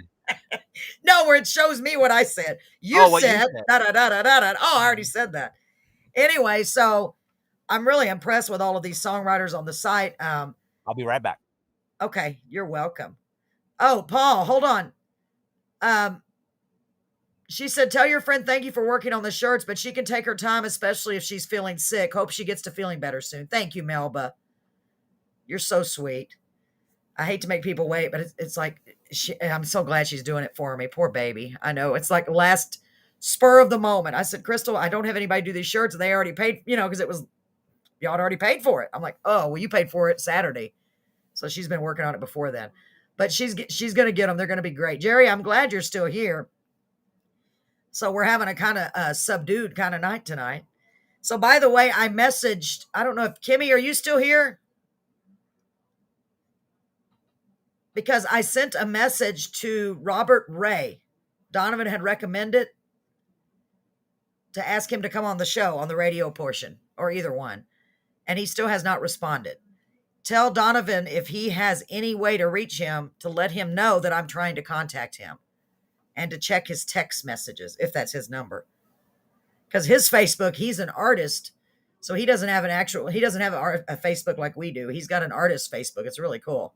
It doesn't even have Messenger on it. It has call. And I called, no answer, left a text. So Kimmy, are you still here? I would love to have him. He's got some really good songs. I was listening. I was like, wow, this guy's talented. So remember that, guys. We're always looking for talent. If you know of anyone that is a singer, songwriter, author, publisher, anything like that. Maybe they make something. Maybe they make jewelry. Maybe they make, I don't know, stuff like that. Tell them to message me because I'd love to have at least on the podcast for sure. Now the singer anybody and everybody. Yes. Yeah, that's what I wanted to talk to y'all about. I really want to start expanding the show. And Jerry, I haven't put it on the songwriting site yet because I'm waiting to, what am I waiting for, Paul? I don't know why I'm waiting. Oh, I was waiting to check to see if it would work on Facebook Live. That's a good idea, Kyle. Online radio DJs. Yeah, matter of fact, Carolyn and I were talking before the show. We were talking about an app called Anchor by Spotify. So we're talking about that. So we're actually looking into venturing out to do another show because with Anchor, you can include music in with your talk show. Yeah, which I think that'd be pretty cool. I don't know. I think so too. And it's a lot of different ideas. Yeah, it's a live streaming platform like this is, I guess. So we would be doing the same show. We would just maybe be able to include music. Yeah, right. Kyle, I was thinking about that too. If you know of any online radio DJs, which is something I'd like to do too. I don't know. Let me know if you know any for real, because they could do it from anywhere. That's the cool thing about it, especially on this show. Oh, yeah. So we need y'all's help to help this grow. Paul and I are brainstorming, trying to come up with new ideas to try to help us grow. And as you know, I'm starting to work on the CD on Thursday. So I was sharing this with Paul. Paul, should I mention it right now or should I wait until it's official? I'll wait till it's official. Yeah. I know two that happen to be living with me. Really? Kyle? Who? And what channel? And what do they do? Yes. Tell me about it. Hold on. Man, that's really cool. Well, then you definitely can contact them. Yeah. He's like, hey, would they be interested? Listen. Do what? Kyle. He said there's two living with him. He's like, hey, listen. Listen, she's right here. Yes. Okay, so for those of you there with Kyle right now, radio DJs, first of all, I would love for you to come on our podcast and talk about your show, where you do your show, whatever. I mean, obviously it's on the internet. That was silly. See, now I'm actually going to go out on TikTok and put a little blurb out there as well to get some authors and some poets and stuff like that to see if we can start getting some more people on here that we can interview. Because I love interviewing people. Yeah. Because my curious brain, the way it works, it just goes. And and we've actually interviewed a few people on the radio, and there's a few memorable ones. A lot. We had this guy named Matt that came on. He had a tattoo of a music Yes. And Carolyn, Matt we're talking back Zambrano. and forth, and I looked over at him and I said, "Hey," I said, "That little music notes that you have on your arm." I said, "If you play it on a guitar, would it play?" And Carolyn looked at me like, "That's a good question." Because, See? but it's the curiosity Yeah. that other I people love have that. that they're scared to ask. I'm not scared to ask. I No, don't you'll care. ask anything. I will I just love ask that. anything. Yeah, And, I would love to get him back on the show too. He's really right. He was really talented. oh So the yeah, he was cool, really good. yeah, and the cool thing about this, so Paul's sitting in his little booth, but you can come on from anywhere on this Oh, yeah. virtual show. And this is me. I'm going to play a song, and I can just close my side of the screen, so you have the whole screen, and everybody can just see you while you're performing. That's right. So, or we can be just like this, an interview. We can have up to, I believe it's 18 people. I told Jerry about it. Jerry Bradley. I don't know why I'm calling you by your whole name because I know two Jerrys. That's what I'm going to do soon. So I'm going to post a message on the podcast. I bet you maybe I could get Jerry to help. I've already gotten permission to do it by the admin of the songwriting group because I heard so many amazing songs. Just the little bit that I listened, honestly, and I was like, man, and they could come on and play it live, or they could, play a recording, Can you or imagine having whatever. 18 people talking on this thing at once? We're each going to have a little, my turn, let me Oh my talk. gosh. Yeah, but you have to learn how to. I'm learning. I'm trying. So let me see what. Hold on, just a minute. What are you doing? You over there? A little bird chirping on your phone. Okay. Hey, that's a great idea, Jerry. So, Jerry Bradley just sent me a message. If there's anyone that knows how to translate English to Spanish, please send me a message because Jerry is looking for someone to help translate his songs from English to Spanish. Because, like I said, he writes gospel songs, so I can understand how that would be so important. See, look at that. See, that's awesome. Perfect opportunity, especially yes. in Texas. Yes. So let me see what Kyle says. His mom and Ann are both on there. I have to get the radio station name because I mess up names sometimes. They just have people from all over the world listening. That's wonderful. Okay, so Kyle, two things. Not only do I want them to come on the show, I know your mom and aunt, but I want to have my show on there. You know what? No, not that necessarily, but check this out, Paul. You know how pro quo.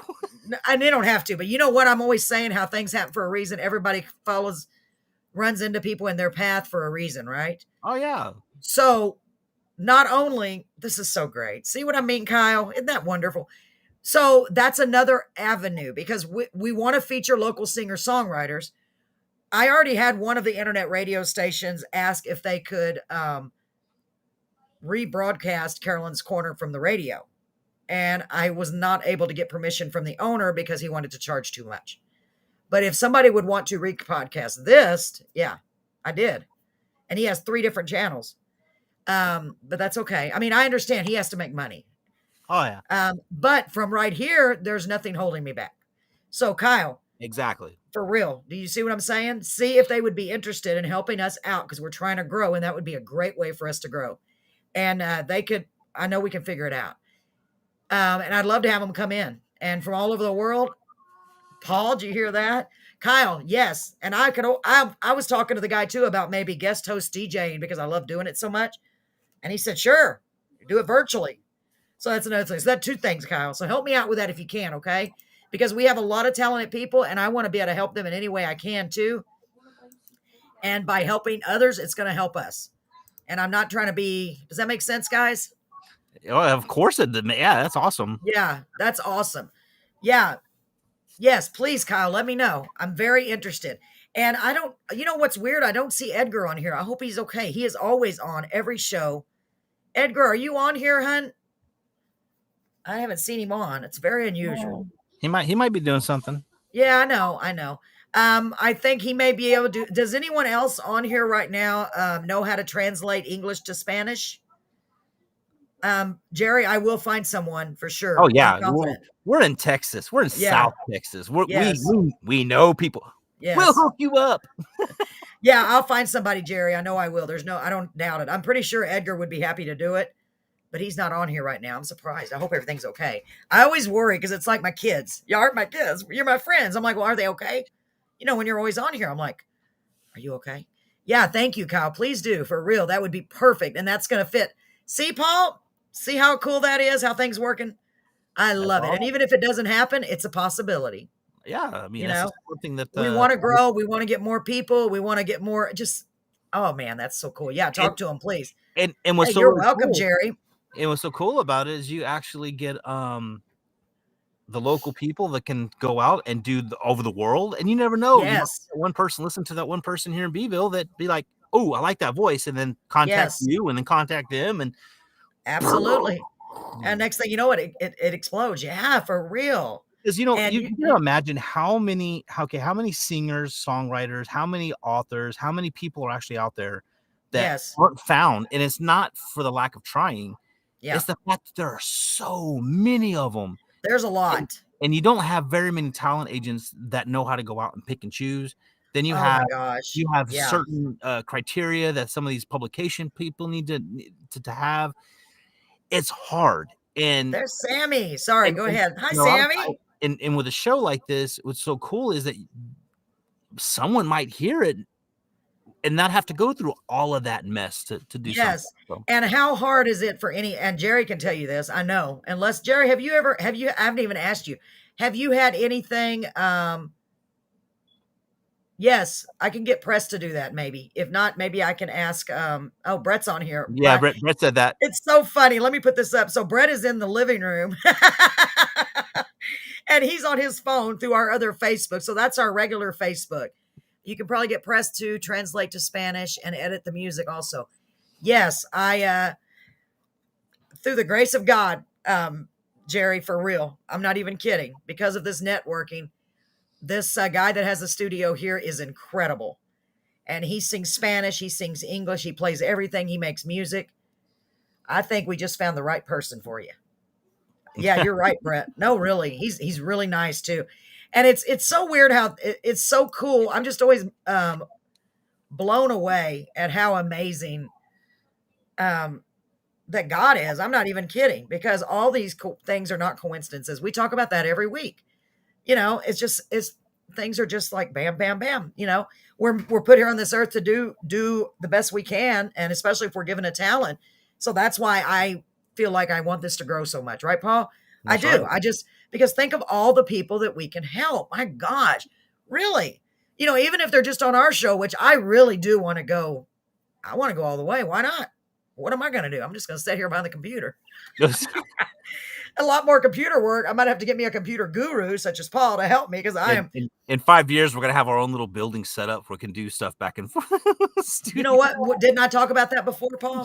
Yes. I talked about that before, just because I was like, we need to have a room to do the podcast. Hey, you know what? I'm going to think big. I'm going to Oh, twist. yeah. I just feel it, you know, even if it don't go that big, but I already did have somebody ask me that, honestly, but I had to say no. And I was really sad about that. Right. Because I would have welcomed it, because it would have helped the show grow, and they're kind of connected. So, but hey, everything's for a reason. Oh, yeah, everything happens. I mean, everything happens for a reason. That's life. It really does. It really does. And it's thrilling to me. It really is thrilling. So, Sammy, sorry, Paul. Sammy, how are you doing? My gosh, I have not seen you in a while. And it's funny, folks. He is a mariachi, has been playing since the 70s. Yes, Jerry. Did you see that? So he would be the man if he has time. I will ask him tomorrow. Brett, don't forget to remind me. Brett is in the other room.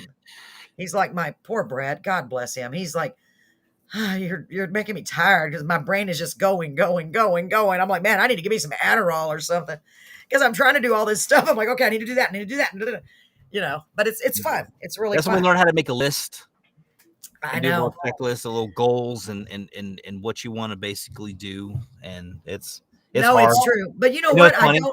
I talk about it and of you don't how to do it, and I don't do it myself. I know. Well, the thing with me is I think about it at the spur of the moment, and then I'm like, I need to do this right now, because if I don't do it right now, I will forget.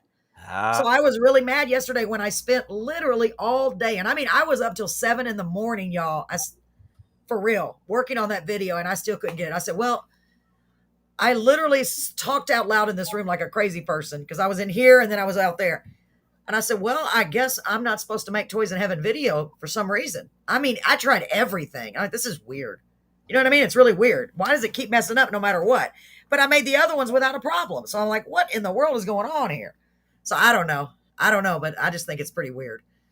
Yeah, I mean but it all happens for a reason. Yeah, it does, and there must be a reason. Like you said, maybe I'm not supposed to do it like that. Maybe I'm supposed to do it another way. Maybe. I just noticed this says Into the Unknown. Y'all aren't seeing Into the Unknown anywhere, are you? No. Okay, because it says brand folder. Okay. Yeah, so we'll ask. Definitely ask him about it. Okay, Jerry. Absolutely, anything we can do to help you, because you've been so great. I think it's so wonderful that our family is growing. And Jerry shared. You shared that on your Facebook, right, Jerry? He shared about the podcast on his Facebook. And hey, that's more people that are going to see it. Even if no one shows up right now, that's more people that see it. So maybe it'll plant a seed in their head. Hey, well, at least let's go look. So we need to be doing some juggling or something, or in case somebody comes in that we don't know and be like, hey, welcome. Hey, we can have a clown on here too. Great idea, Paul. Paul, go get a clown. I just realized my chair is way down. I'll dress up as Bubbles. Hi, I'm Bubbles, and we're gonna have some fun. Hey, don't make fun of clowns. You know my story. So y'all don't even know this. So let me tell it real quick. So way back when I was single, I met this guy at the pool at the apartment that I was living in, the little 1-bedroom apartment. That's all I could afford when I was single. Like a little efficiency. It was kind of funny. Anyway, and we got to talking, and his name was Obi. His real name was John. But he was a clown. He said, oh, I'm a clown and a magician. And I was like, oh, okay.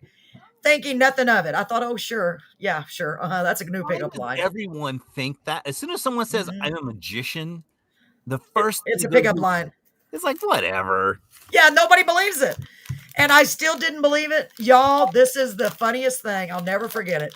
Until he said, well, I'm going to go down, because we lived in Corpus Christi. He said, I'm going to go downtown because I have exclusive rights, like a vendor license, that I can go into certain areas that no one else can, and make balloon animals and do magic tricks. And I was like, sure. I still like, sure. Yeah, sure. I'll go with you. So actually we went in my car, and I went to get him, because we lived in the same apartment complex. Y'all. Oh my God, y'all. He had the big giant clown shoes on. He had the whole costume, the big red nose, the wig, and the shoes were like a size 15. And I could not, the makeup, everything. And I looked at him and I go, oh my God, you are not kidding. And he goes, no, I told you I'm a clown. And I go, well, I thought you meant like you're funny. He said, no, I'm a professional clown. And I was like, oh my God, y'all. Oh, it was so terrible. It was neat, kind of cool, because it was like a celebrity. But first of all, let me just say, I was a lot older than he was. So I was like, meow. But not a lot older. But he was not very tall. So I was taller than him too, and bigger than him. He wasn't a boy. He was like 27. Wow, he was a lot younger. Anyway, so people would look at us weird because they wondered why I was with him when we go into these dance halls. And he was making all these freaking amazing balloon animals. But he would make some balloon animals that were very inappropriate. And he would say things he got so many tips. Oh my God, Paul. His clown pants, both pockets, I'm not kidding, were full of money. Full after we got done. Full. And he could say anything and get away with it because he was dressed like a clown. And a couple of them asked, well, what do you do? And I said, oh, no, nothing. And then I finally started saying, well, I'm his bodyguard. Yeah. Because I felt so weird, because he said, well, do you know any magic tricks? I said, I want to help you. And I go, no. He said, do you know any magic tricks? No. Do you know how to make balloon animals? I said, of course not. And he said, can you do face painting? I said, no, I can't even hardly draw a stick figure.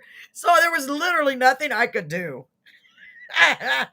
So one time our car broke down. This is a funny story. I didn't tell you this, have I, Paul? No, I didn't know anything about this. Yes. Oh, it's hilarious because no one in my family got a chance to meet him. He was a really nice guy. He really was. But one night we were in my car and we had to stop and get gas. We were going downtown to the blues bar because he made a lot of money there. We went to the country dance halls, the blues bars, all of them. Oh my God, it was so funny. He would just walk in and he could walk around to anybody and talk to them, and they tip him, you know.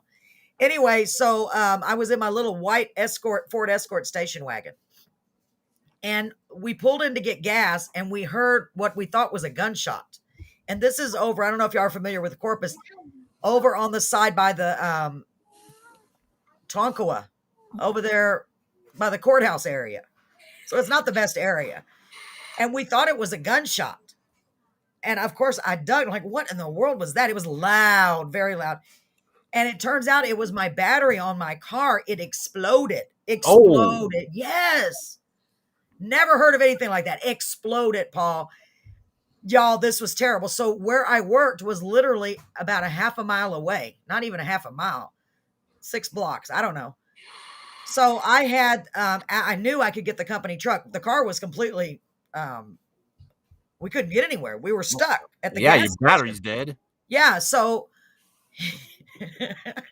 maybe this is why it turned out like the way I am. So we have to get to where I work. So we and is he in full? Is he in full costume, Paul?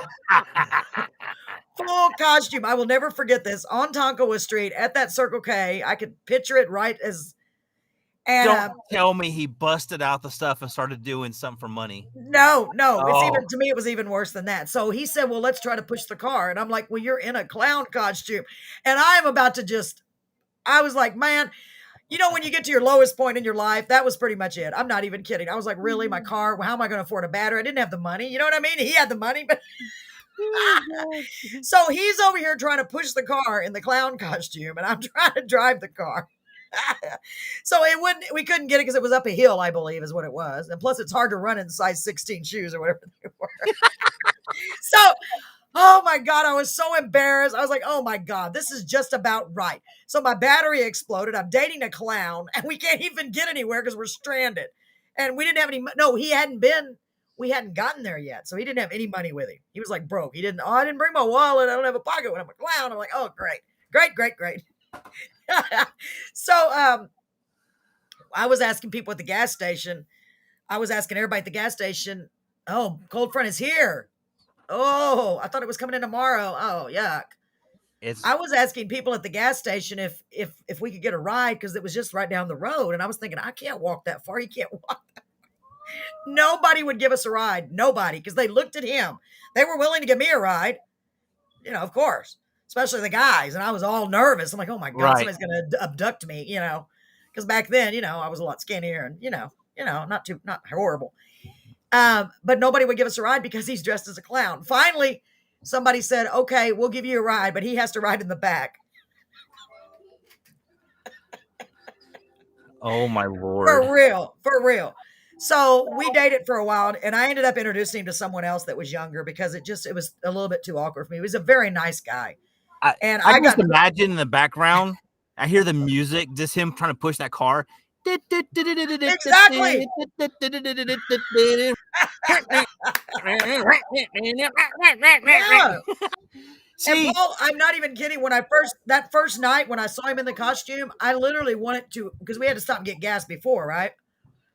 And I literally wanted to disappear because people are like, oh, hi. Oh my God, it's a clown, Mom, look. And I'm thinking, oh my God. You know what I mean? It was so weird. It was so weird. He was a great clown. He really was. He went on to for real, y'all, he went on to Ringling Brothers. He went on to Ringling Brothers and toured with them, traveled with them. That's a pretty big deal. Because he also learned how to ride. He rode the unicycle. He juggled. He did really good magic tricks. That's how I'm kind of a little bit familiar with some of these tricks you do. Not very many, but. Yeah. Oh, my God. So anyway, so that's why now I'm so funny. And I got pulled over one time coming off the Harbor Bridge because I lived in Portland. I had to drive over that big giant bridge every day and every night. I lived in Portland and I worked right on the other side of the bridge. And I got pulled over by a police officer. And it was one of those days when I was literally like, it was bad. I was struggling so bad, fighting with my ex-husband, broke, dating a clown. I would say that sounds like a country song, but It does. Why do you think that's exactly where all my songs came from that time period? I haven't written a song about the clown yet, but I should. And the cop pulled me over, and I'm thinking, oh my God, great. This is all I needed. I'm worried about the kids, because my ex-husband and I hadn't been divorced that long, and I didn't get child support, so I was struggling. I had already lost everything pretty much. It was terrible. It was terrible. That's why I was in the little 1-bedroom efficiency apartment, because that's when I lost the mobile home, and that's one of my songs coming out called Country Song. You thought I made it up. It was true. So dating a clown. That's for real. So the cop, I thought, well, I'm going to sweet talk my way out of this. I'm not going to get a ticket. I am not going to get a ticket. So the cop comes to the window.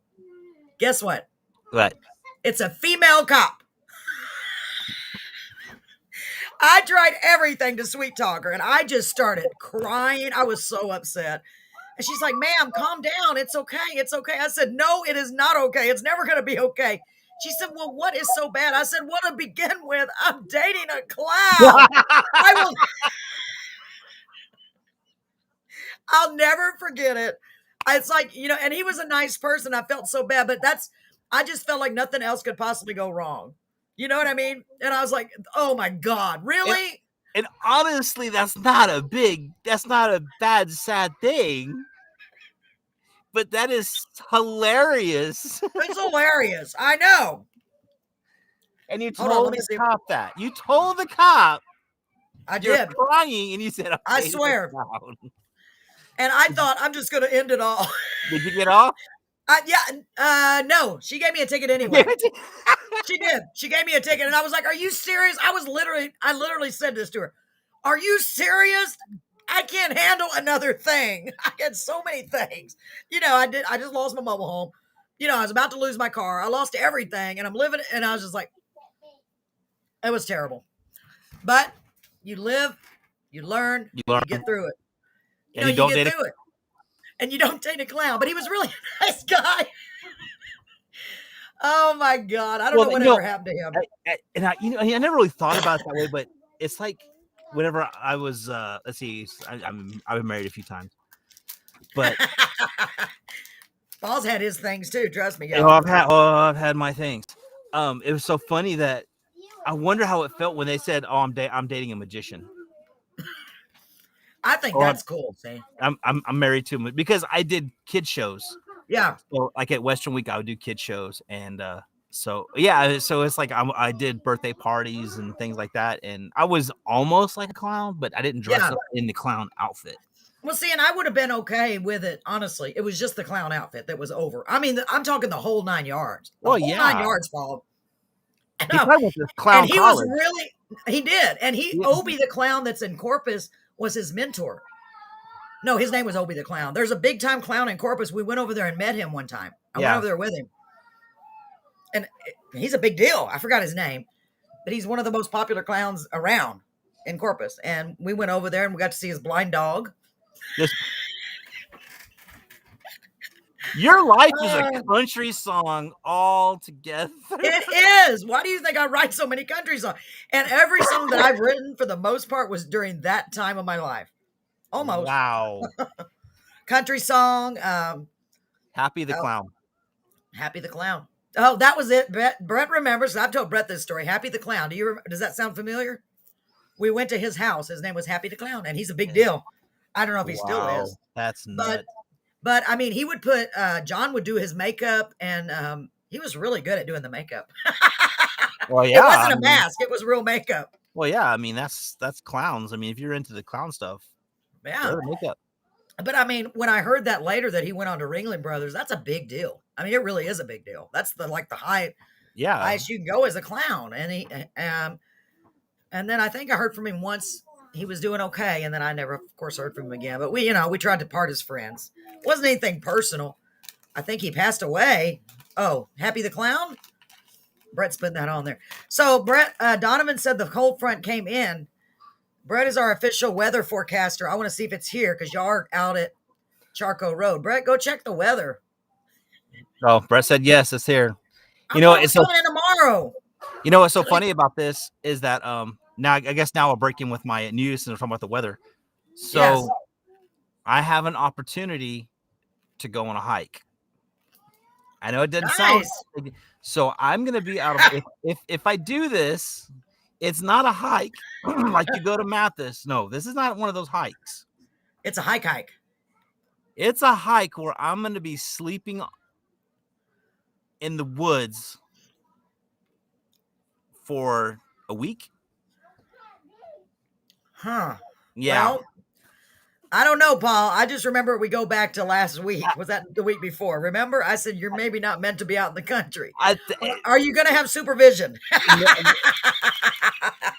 A buddy of mine from work called me and he was talking about him going. He's going to go. I'm sorry, I'm not supposed to be eating. I'm eating in a minute. Let's go ahead. I think he said he was going to go on this. He's a hiker. He's an outdoorsy, burly. He's an outdoorsy guy. Yeah. I'm not. I am not. Okay, Jerry. Do you like my story about the clown? It's true. It is a true story. And it's so funny is I said, you know what? I've always wanted to go hiking. So, yeah, I think I kind of got riled. Kind of. No, I think it's awesome. I just, God, I'm going to be so worried about you. It's like, because have you heard from Paul? And I told Crystal, I'm like, I'm thinking about doing this. And she's like, okay. So we're going to leave like on a Wednesday and we're not supposed to be done until Saturday is what it is. Wow. And it's a 96-mile hike. Paul, I'm confident that you can do it, but I'm seeing Kyle said, don't go to the woods, LOL. And Brett said, you and the woods don't mix. Yeah. I got connects with the National Weather Service, LOL. What'd you do? Did you call them and tell them to make the girlfriend come in earlier? I thought we had an extra day. Good thing Brett wrapped the pipes tonight. That's so there'll probably be a show on. I'm just kidding. I think it's the 22nd. I'm going to be going. Oh my God, Paul. The 22nd, the 22nd or 23rd. Okay, I'll tell you what. Is this how far out in the boonies? Boonies. Well, if you have cell service, East Texas, north of Houston, in the woods. Wow. Well, if you have cell service, no. Okay, well then I need you to make videos while you're there. I will. So you can share them with us on this show. Oh, I will. Paul, are you a little worried? Did you see what Brett put? Honestly, you better wear a GPS tracker. Yeah. You need to get you a lot of stuff. When is this? On the 22nd. You're making me nervous. I'm eating M&Ms like crazy. Yeah, he said, yeah, we're gonna go on the 22nd. He said, if you want to go, and I'm like, when am I gonna have another opportunity to do something like this? Oh, it's true. It's really cool. And then he goes, yeah, I said, I have everything for you. All you got to do is buy a few food. And I'm like, oh, they don't have takeout in the woods? I'm like, what? Do you see what they, Brett said Bigfoot country, true. And Donovan said, don't play with fire. No fire. I'm going to make myself choke. Y'all are so funny. Yes, Paul. Oh my God, Paul. So you're going to have to it would be funny for me to do this since I am the least likely person to do this. I thought it would be awesome to go. Well, I think it's awesome that you're stepping out of your comfort zone. Yeah, Brett said get some Bigfoot repellent. We're not even kidding. You may think we're joking. We're not kidding. Kimmy's laughing. It's so funny because as soon as he said it, I'm like, he goes, yeah, we can start small. We can, I have a trip we can go do something like that. And I said, no, so if I'm going to do this, I'm going to just dive head in. I want to do the big stuff right off the bat. Of course you did. And now that I'm thinking about it, I'm like, man, I have to sleep in the woods at night. And then basically he sleeps on a hammock. He has a hammock that he takes with him. He puts it between two trees and he sleeps in the hammock. Well, at least you're not on the ground. Hope they don't let you make the fire. That's Is it just going to be you and one other person? Yes, it. Just me and this other guy. Wow. Isn't there a movie about that where the two guys get abducted by aliens or something? I'm sorry. What? No, Brokeback Mountain or something like that. Hey. I'm sorry. I still haven't even seen that movie. I'm just joking. You know what it's about, right? No, I got an idea. Yeah. I still haven't seen the movie, but I've heard. Yes. I haven't seen the movie either. Okay. Well, I know what it's about. Paul. Well, you know what? Actually, that is really exciting because that's something you never have done. I couldn't do it if I wanted to because of my feet, but that would be really, I would do it, but I couldn't walk that far. There's no way. Yeah. So you're able to do it? I hope With I am. Your back, though, I'm worried about your back, that's right? What I'm worried about too. But I don't know. It was something that was kind of brought up to me, and it's like, why not? I think it's cool. Let me go and give it a shot. And Crystal's Crystal gave me the okay. She just kind of looked That's at me so like cool. she started laughing. But I asked about food too, and I'm like, okay, so what do you eat? So I have to do all this research from the YouTube thing and what I need to take, what I need to bring, what do I might be Bigfoot's wife, yeah. So Yeah, and how do you see that? Sounds like the start of. Hold on, go ahead. Sounds like the start of yeah, a horror movie. It does, so, Kyle. so So I first of all, Paul, wait a minute. You yeah, said you had to YouTube it. yes, I have to I YouTube would have to too. I would have to too. on how to do the hiking correctly. Okay, because you're gonna have to get all kinds of stuff. Do you have Uh, it? You don't have to. He God. says he has everything. All I gotta do Oh is my God. I have to get like a $24 pair of socks, like 3 pairs of them. They're like water repellent or something. It keeps the Yeah, water off your skin. yeah. I You don't. have to get you some hiking boots. And food, he said we were talking about it, and he's like, "Yeah." I said the food that you need to take is. He goes, "I eat tuna and couscous, goose Oh, goose," couscous. and I'm like, "What the heck is couscous?" Couscous. Oh, that's hilarious. So So I'm like, "Okay." So Crystal looks it I up. think Oh, you should this is. just get you some Vienna sausages. They're little. They don't take up a lot of room in your I little know bag. that's what he said. He goes, "You need high protein and low And some weight." granola bars. Yeah, he said granola bars, tuna fish, couscous. What is it? Is it goose? It's now I already forgot. I Couscous. cou- couscous. Couscous. Anybody know how to say it? I don't know. Couscous. It's that rice stuff. It tastes nasty. I've had it. Is that what you're talking about? Couscous? Yeah, yeah. So, I don't know if that's how you say it. but it's supposed to have this high protein. You know, it's funny because I'm like, oh, I thought we could order like Pizza Hut or something to call it out to the spot where we're at. Ah, that's funny. But he said there was a he goes on a hike in East Texas, or I think it's Oklahoma and Oklahoma and Arkansas. And there's this restaurant that you can call it in and you can say, "Hey, look, I want this hamburger situated, whatever," and she'll drive it up and bring it to you on your hiking trail. And if you're There you not go. at the location when she gets to deliver the food, she hangs it in a tree and it'll be there waiting for you when you get there. I was Gosh. like, what? That is a very creative person that does that. That's smart. Yeah, it is weird. But yeah, it's it Wow. sounds interesting. So Brett said kush is something else. No. I don't know what, but it sounds like something else. Sounds like something bad. Oh my gosh. Yeah, so that I Wow. thought everyone would get a kick out of the idea of me being in the woods, staying overnight for 5 days, 4 days, something like That's that. a long time. I mean, 1 night or 2 nights is Yeah, that's a long basically he time, said, Paul. I'm worried about you. yeah, he goes, yeah, and the first night you'll find out if you'll like it or not. So I either will continue with you in the morning, or we're gonna make a call and your wife's gonna come pick you up the next day. Oh, okay. So that is an option. He won't make you stay the whole time. No. It's kind of like Survivor. I'm tapping out or whatever that show is. Yeah, I was like, What is oh that? my Alone and Afraid or what? Naked and Afraid. You're not No, no, we're not gonna be naked in the woods. like that show Naked and Afraid. Oh my God. I ain't got nothing on but my hiking boots. Oh my God. So Brett said sounds like Bigfoot bait hanging in the tree. Yeah, It does. It does. So Jerry, are you back on yet? Who do we have left on here? We're scared everybody off, Paul. I got to tell my clown story. So I was thinking about playing that video real quick. It's only 5 minutes. Let me see who's on here first. Who's on here? Tell Crystal to be expecting a call. Oh my God. So TK, are you still on here? I'm trying to see who's on here because I know Brett is on here. So there's only 2 other ones according to what I'm seeing. Hey, Mark. Perfect timing. Oh, he finally Nice, showed Mark. up. You're just in time.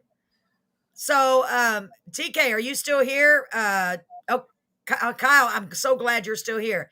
I made this video. I want to play it for y'all because I need your opinion. And he just missed the best story about me going into the woods.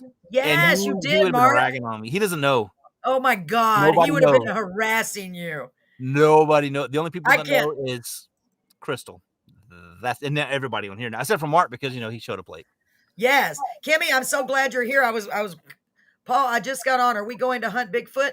No. Well, it sounds like it. It sounds like it. I am. Hi, not Kimmy. going I'm glad you're Bigfoot, here, but baby. I am going to be going. No, into the you're going to woods be for- Bigfoot bait. That's what Yeah, you're gonna probably. be.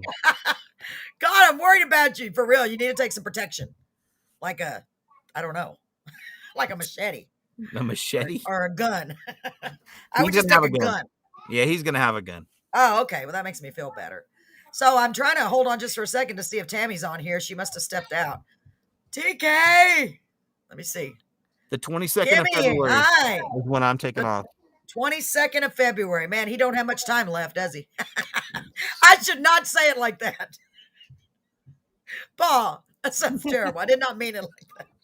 He's going to go on a hike, a 65-mile hike. 96. Oh, it's even better. 96-mile hike in the woods in the middle of nowhere.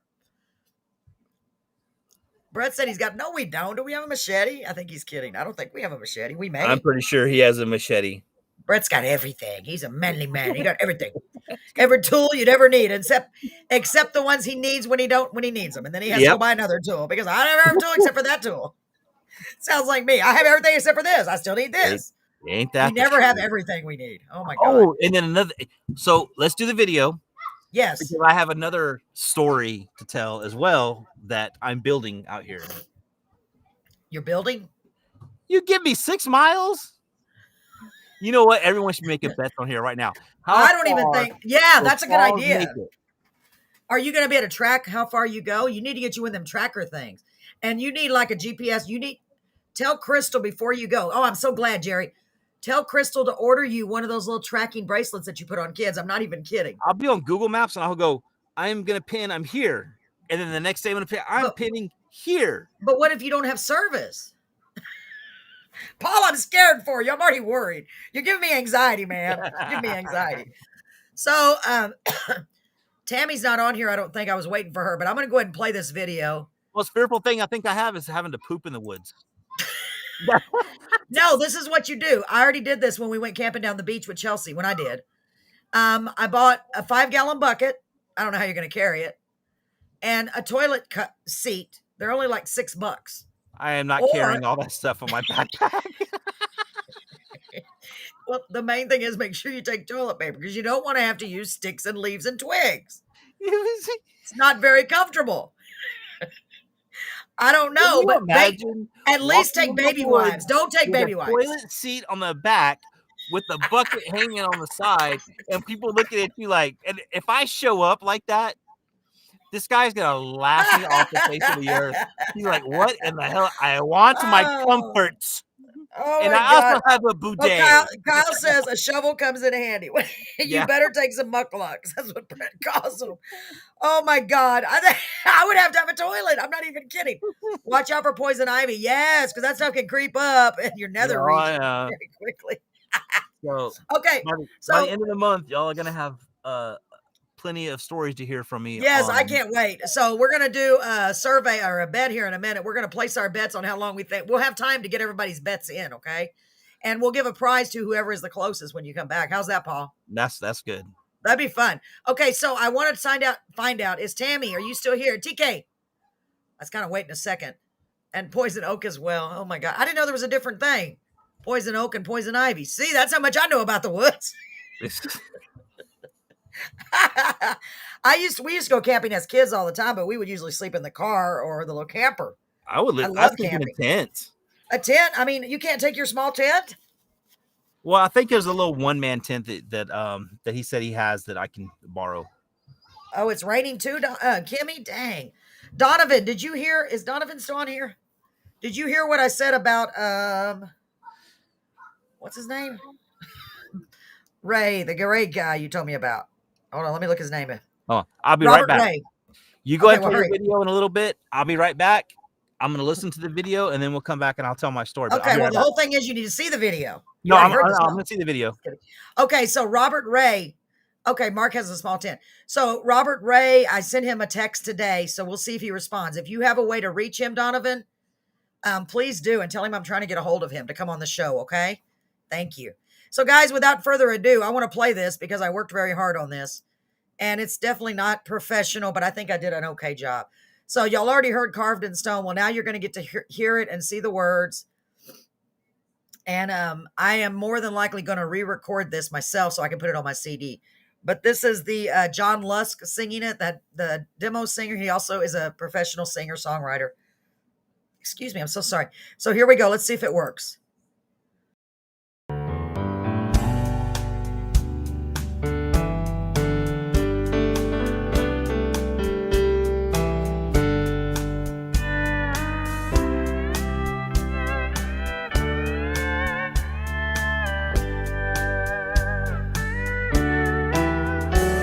Bartender says he's always here on Monday,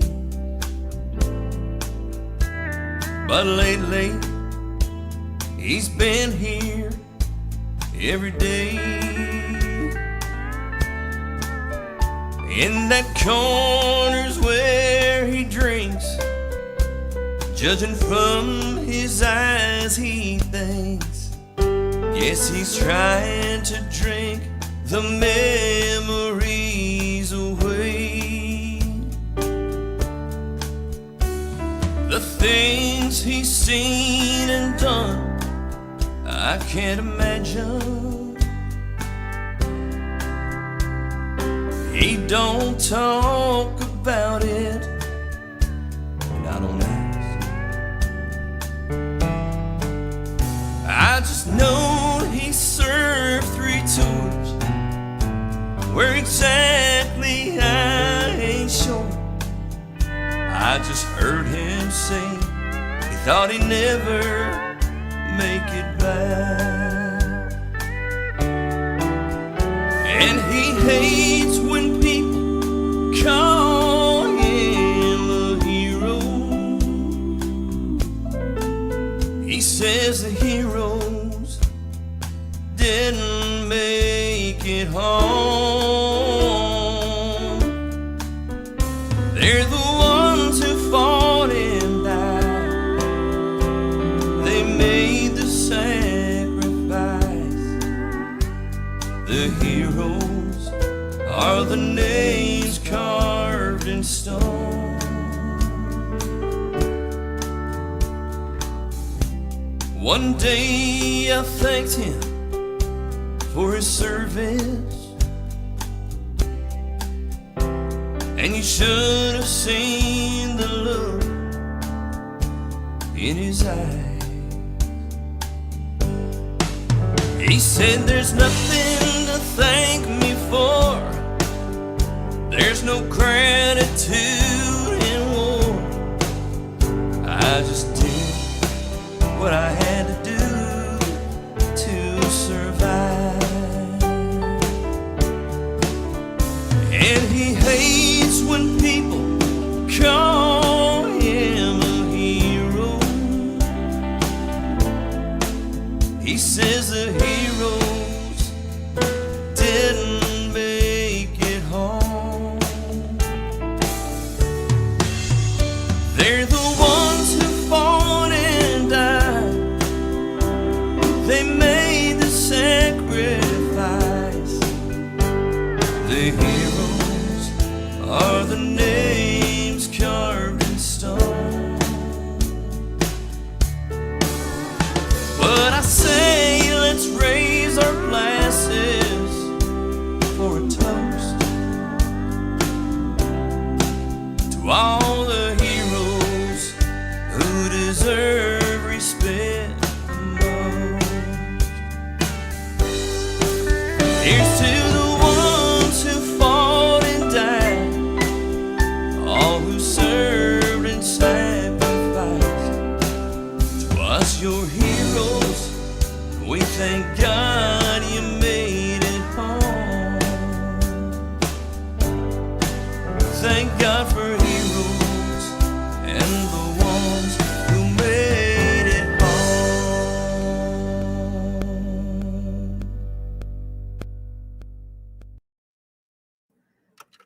All right. Welcome back, ladies and gentlemen. That was carved in stone. That I can see how the emotions probably hit at the VFW Yeah. on that one. Yeah, it really did. It really did. And I don't know, were y'all hearing a little bit of like interruptions in the music every once in a while? Yeah. because it's could not be. like that. It's the connection from the computer is what's Yeah. going on. I don't know. Yeah. But it doesn't play like that normally. So that was a song I wrote for the veterans. And I want to say it in no way, thank you, Kyle. It in no way represents all veterans. And it was just solely my opinion of what I felt like this particular veteran that I saw may be feeling. And that is one of the songs that I'm going to be promoting highly. Because I think it could really touch a lot of people, especially our veterans who deserve, to me, all type of recognition. Paul is a veteran. Jerry is a veteran that's on here, Jerry Bradley. Thank you too for your service. Anyone else? Do we have anyone else on here that is a veteran? Thank you, See, Kyle. And I kind of feel, I don't know. I kind of feel the same way about what we said in the song there about when people thank me for my service. Yeah. I'm just like, so I was, Yeah. I did my job. I mean, that's Yeah. basically it. It's Yeah, no, and I because it seems like I get that, and I just, because that's whenever I always try to thank someone, especially if they've Right. got something that tells me they were in the service. Thank you so much for your service, because I could never do it. I think it's such an noble thing. I just could never do it. Yeah, I do the same But thing. most of them say, "Oh no, it's okay, but thank you." You know, you could just tell they appreciate it. But I that's exactly how I feel. Like the things they might have seen, you know, especially those that saw combat and all that. Right. You know, so that's why I wrote it, and I wanted to honor them, but I also wanted to honor the veterans. Did you notice that I came up with an ending? Hi, Edgar. Darn, you just missed it, Edgar. I just played the video of my song. I figured out the right wording for that one spot. Did you hear that? Paul and Crystal helped me with that ending, y'all, because Yeah. I wanted to do a toast. So I changed it. It's okay. I was worried about you, though. I'm glad you're okay. I changed it to the, so I say, let's raise our glasses for a toast to all the heroes who deserve respect the most. Here's to the ones who fought and died, all who served and sacrificed. I can't believe it just came to me finally. I told Brett, that's perfect. Right before I got it recorded, I was like, that's what I need to say. You know, that way it's all inclusive. You know what I mean? Right. It's okay, Edgar. I'm just glad you're here. You missed my song. I was playing. I would like my dad to hear that. Yeah, absolutely. I'll send it to you. Absolutely. I'll do the music video because it's more touching. The music Right. video. I'll share it with you. Jerry, did you get to hear it? I'm wondering what so I really want to get y'all's feedback on that. Honestly, watch it on YouTube after the show. Yeah, you can do that too. Anybody that wants to, you can go back and watch it on YouTube after the show, Edgar. So I just played it. It had a little bit of audio, like breaking up, and it's not doing that. I think it's just my connection here is what caused it. You can still hear it on hear YouTube, Edgar. Yeah, you can go back. I would play it again, but I don't know if everybody wants to hear, you know. But I don't know. But yeah, no, I like the song. I like the Well, thank you. The pictures. Because matter of fact, it was funny because I wasn't sure what I was expecting with the pictures. Yeah. But those exact same pictures are the ones I've been looking up on here and saying, hey, you can add this to the video, but you already have awesome pictures. Thank you. It took me all night. Yeah, but it was worth it because I wanted it to be a certain, you know, and I didn't know whether to put the lyrics or not. No, the lyrics thank you, Kyle. Yeah, the lyrics are pretty awesome with it because that way you can actually hear it. You don't have to concentrate on trying to listen to the words because you can read them as they're sung. And I think and more impactful like that, I think. Yeah. Yeah, and I don't know. My goal is, and I need y'all's input on this, and yours, everybody's, of course. I'm the Toys in Heaven one, and this one, and give all of them. I'm going to end up making so many videos because I also want to make a video to play like on social media. So I don't know if I should just put the lyric video up. I'm not going to put it yet because I'm going to try to get hopefully somebody to, you know, thank you, Jerry. Oh, thank you. That means a lot to me, Jerry. I really, really value your opinion too, especially because you are a veteran of 30 years, I believe you said. Thank you. Yeah. I appreciate that. I should have sent it to you, Jerry. I'm sorry that I haven't done that yet. I put it on the page on Friday. That was the second song I put. No, wait a minute. No, I put Give Up. That was I can't remember what I put. I have to go look. But I don't think Sandy saw it because she didn't put a little like. She puts so this lady named Sandy, I think I mentioned it. She runs the songwriting site that both Jerry and I belong to. And every Friday you can post a song, and she is a nationally acclaimed songwriter. She wrote so many of the hits that we hear today and that we heard in the past. Like I used to sing that song, let her rip, let it fly. Come on, baby, say it. Do you think I'm going to cry? I don't know if you remember that song. I think that was the one, but she wrote that among so many other great songs. So she knows what she's doing. So she goes through and she says she listens to every single song that's posted on Friday. You have to put them under the comments.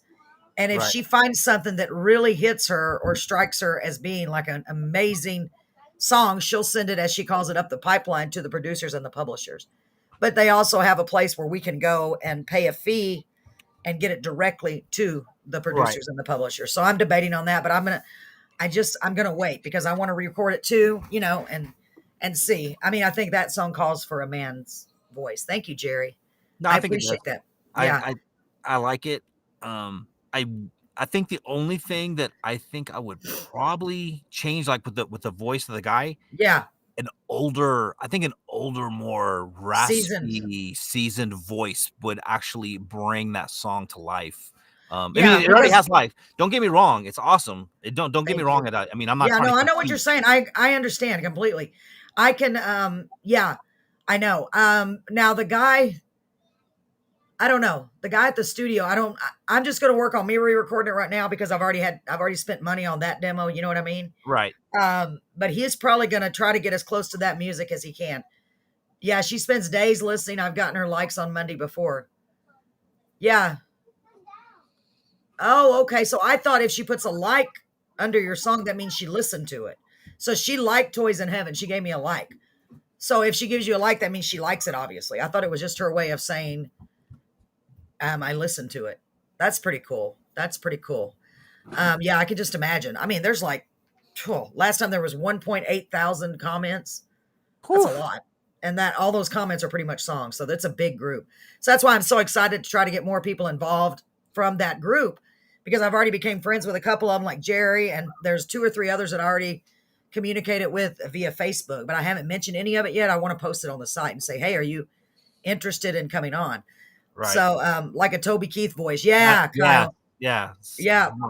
Seasoned, really, just because I think that would add a lot of heart and a lot of soul into that song and bring it right out. And yeah, I don't know.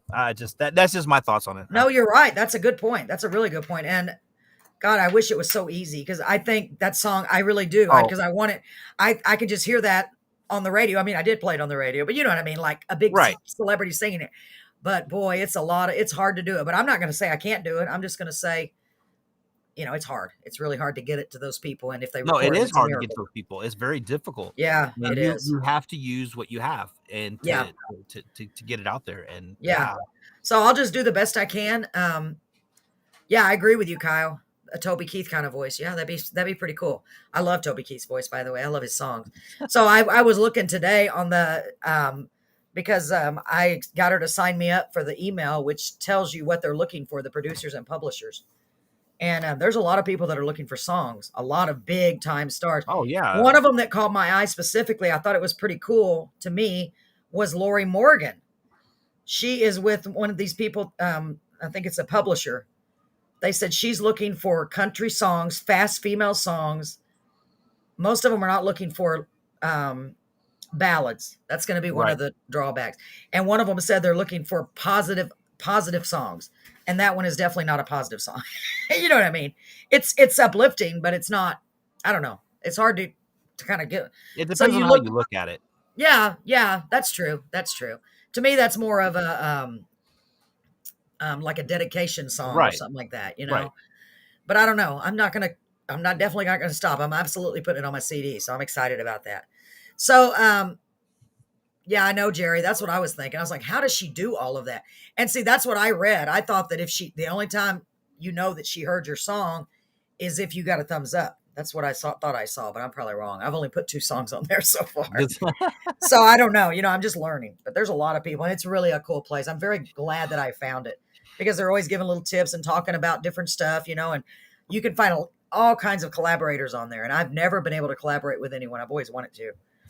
I think there's a few places, like with authors, they could actually put stuff up and for other people to critique and talk about. I particularly don't do that. Yeah, I like feedback, right. And I like to hear. I'm trying to load my gun. I'm not a person that takes things seriously. I mean, Right. I do. I take it seriously. I take it to heart, but I don't take it like, oh, you told me something negative. It's like, if you Right. tell me something negative, there's something wrong with it. So let me go back and try to fix something. Yeah. Yeah, Like, that's me with especially with the ones I already got done because I can't go back and redo them in the studio. I don't have that kind of money. You know what I mean? right. But I mean, I can go back and re-record them, but I don't know if it's going to be any better. Yeah. Yeah, well, criticism is good because it helps you improve your craft, whatever that Oh yeah, craft is. definitely. But I saw somebody post on there. They're like, well, realistically, if somebody already spent money, they're not going to go back and redo it. And that's Right. true, but maybe they can use it for next time. Next time. That's correct, but don't expect it the same day. She actually listens to everyone. It takes her days. Oh, okay, Jerry. See, I didn't know that. I was wondering I thought I stayed up long. Oh, speaking of that, I got to tell y'all something very important, those locally and maybe out of town. I got a message last night on Facebook. I posted it and then I pulled it off because I thought that's just mean of me. And people saying, hey, I'm feeling generous. I want to bless you with money. Do not fall for it. It is nothing but a scam. It is a scam. Yeah, they're trying to get you to send them $50. And if you send them $50, they're going to send you $1,500. And so I was grilling this poor, whoever this actually was, no telling who it really was. I think it's someone else's profile. I don't No, say they poor. deserve to be grilled. Oh, you should have heard me. I was being so mean and I was just texting. And I was like, you should be ashamed of yourself. These people work hard for their money. We're going through enough than to have somebody like you come along. I was mad because it was late last night. I was mad. I thought this is ridiculous, because so many people are going to fall for it and lose money. And they don't care. And you I can sit know. there and you can do whatever. They don't care. They don't have a heart. I know. They're out for themselves. I know. And that's what's bad about some of this stuff is they're out for themselves to make money for themselves, and they would rather steal from people than go out and actually try to do something. Yeah. So productive. true. That's very true. And it's a shame that there are people like that out there. So I just want to let y'all know, be careful with that, because I looked at her friends list. I was really researching it because I couldn't sleep. And I was like, I'm gonna prove to you, I didn't know what I could do. But I posted her Facebook picture and stuff, her profile on there. And I'm gonna tell you right now, that's not her picture. No, that's what I was thinking. I'm sure they probably are still in profiles from other people. They do. Because I had another guy do it before, and it made it look like he was right here locally. And I thought, no. And I just blocked him. I blocked her too. But just be careful with that. Don't even respond unless it's somebody, nobody's going to just, I thought, well, people do send blessings. Yes, that's right, Kyle. The tax season, people do scams. That's right. That's right. Absolutely. But, I always think about the elderly people too, because Brett's aunt years ago, of course, she's not with us anymore, but she got scammed. I don't know what type it was, where they would say, send us this much and you get this much, kind of the same thing. And they wiped her bank account out. I think from what Brett said, she had like 10 or something $1,000 in there, all gone. Yeah. So sad. It was so sad. It made me so mad too. But a lot of times you want to believe people. You don't want to think that anybody would make up something like that. But there's a lot of people out there. That's so sad. There are tons of people. Matter of fact, there's scams out there. I'm not doing this because I farted in here. I'm doing this because I'm trying to get air in here. So for those that don't know, Paul, speaking of that, tell them where you're sitting right now. I'm sitting in my audio booth. I know it doesn't look really good with the wall because my cats got in here and decided to take all of my my soundproofing off. So I gotta redo all that. But yeah, this is my audio booth for my audiobook that I'm gonna start recording soon. Very soon. I'm so excited. I'm hoping to get it. I'm actually started working on the script for it already and started to break stuff down. I'm still trying to learn how to do the process. I am the type of person who wants to do everything himself. I don't like going out and giving people my stuff and saying, here, can you do it for me, and paying them money. I know, I don't either, really. And it's not about not paying money, because there are some really talented people out there that have awesome voice skills, and I've done research on that. I've actually thought about doing it. And I have a thing about myself, whereas I like to fix my own car. I want to know how to do it. I like building my own stuff. I built my wife's bakery.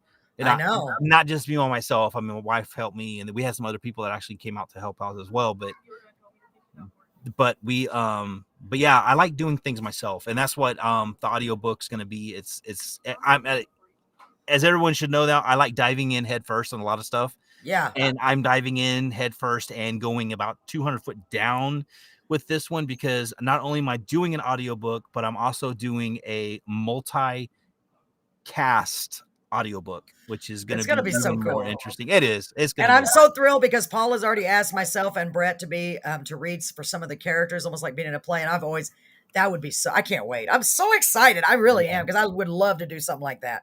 I think it's gonna be so much fun. Yeah. And Go ahead. you really need to start promoting your books on our show, Paul, and even maybe reading little excerpts. I cannot say that word. I don't know why. I'll tell you what. I've actually I'm working on the third book right now in the series, which is Cool. will be the final book in this series. Of course, the very last words in the book are going to be the end, maybe. Because Wow. I have ideas for future books and in the series that aren't actually going to be really related to it, but it's going to be related to it. It's like a Yeah, well, he's got a series. If you want to if you know of a spot in the book that doesn't give too much away, that's exciting. If you want to read it to us, I would love to hear it. I would love for you to share that. Unless you want to wait till next week, but you're welcome to do it. We don't have any guests on here right now except for me and you. So, I tell you what, I can pull something up real fast. what do y'all think, guys? That sound good? Now he writes fiction novels or books. I don't know what the difference is. A novel's longer, he told me. I didn't know that.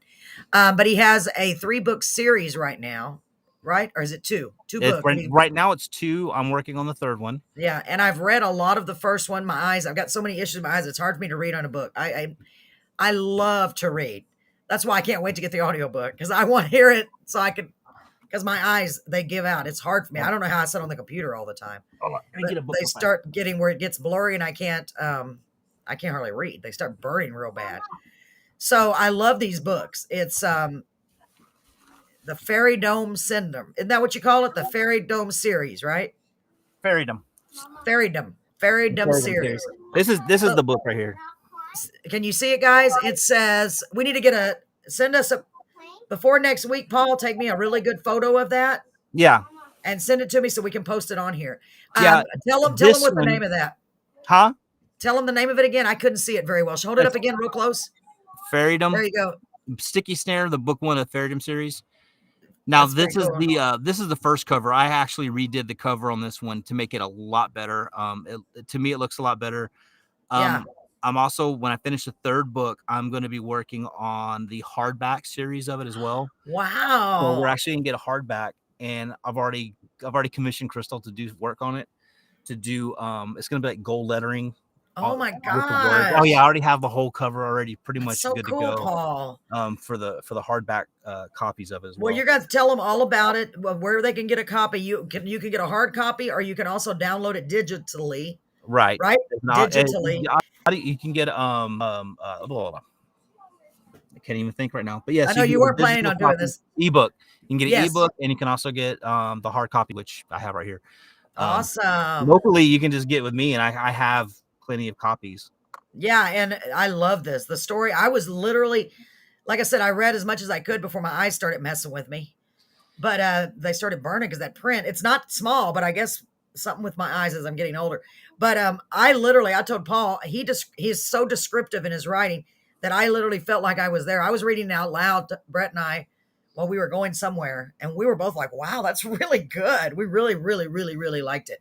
So go ahead, Paul, if you're ready. So is anybody still here? Y'all ready to hear a little bit of one of Paul's books?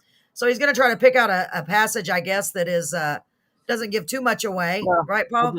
It doesn't give too much away. Basically, it's I'm going to go to chapter 5 just in the beginning, and just this is the dad walking into the woods to go find his kids, basically. Okay. This kind of gives you an idea of what the writing style is like. Okay.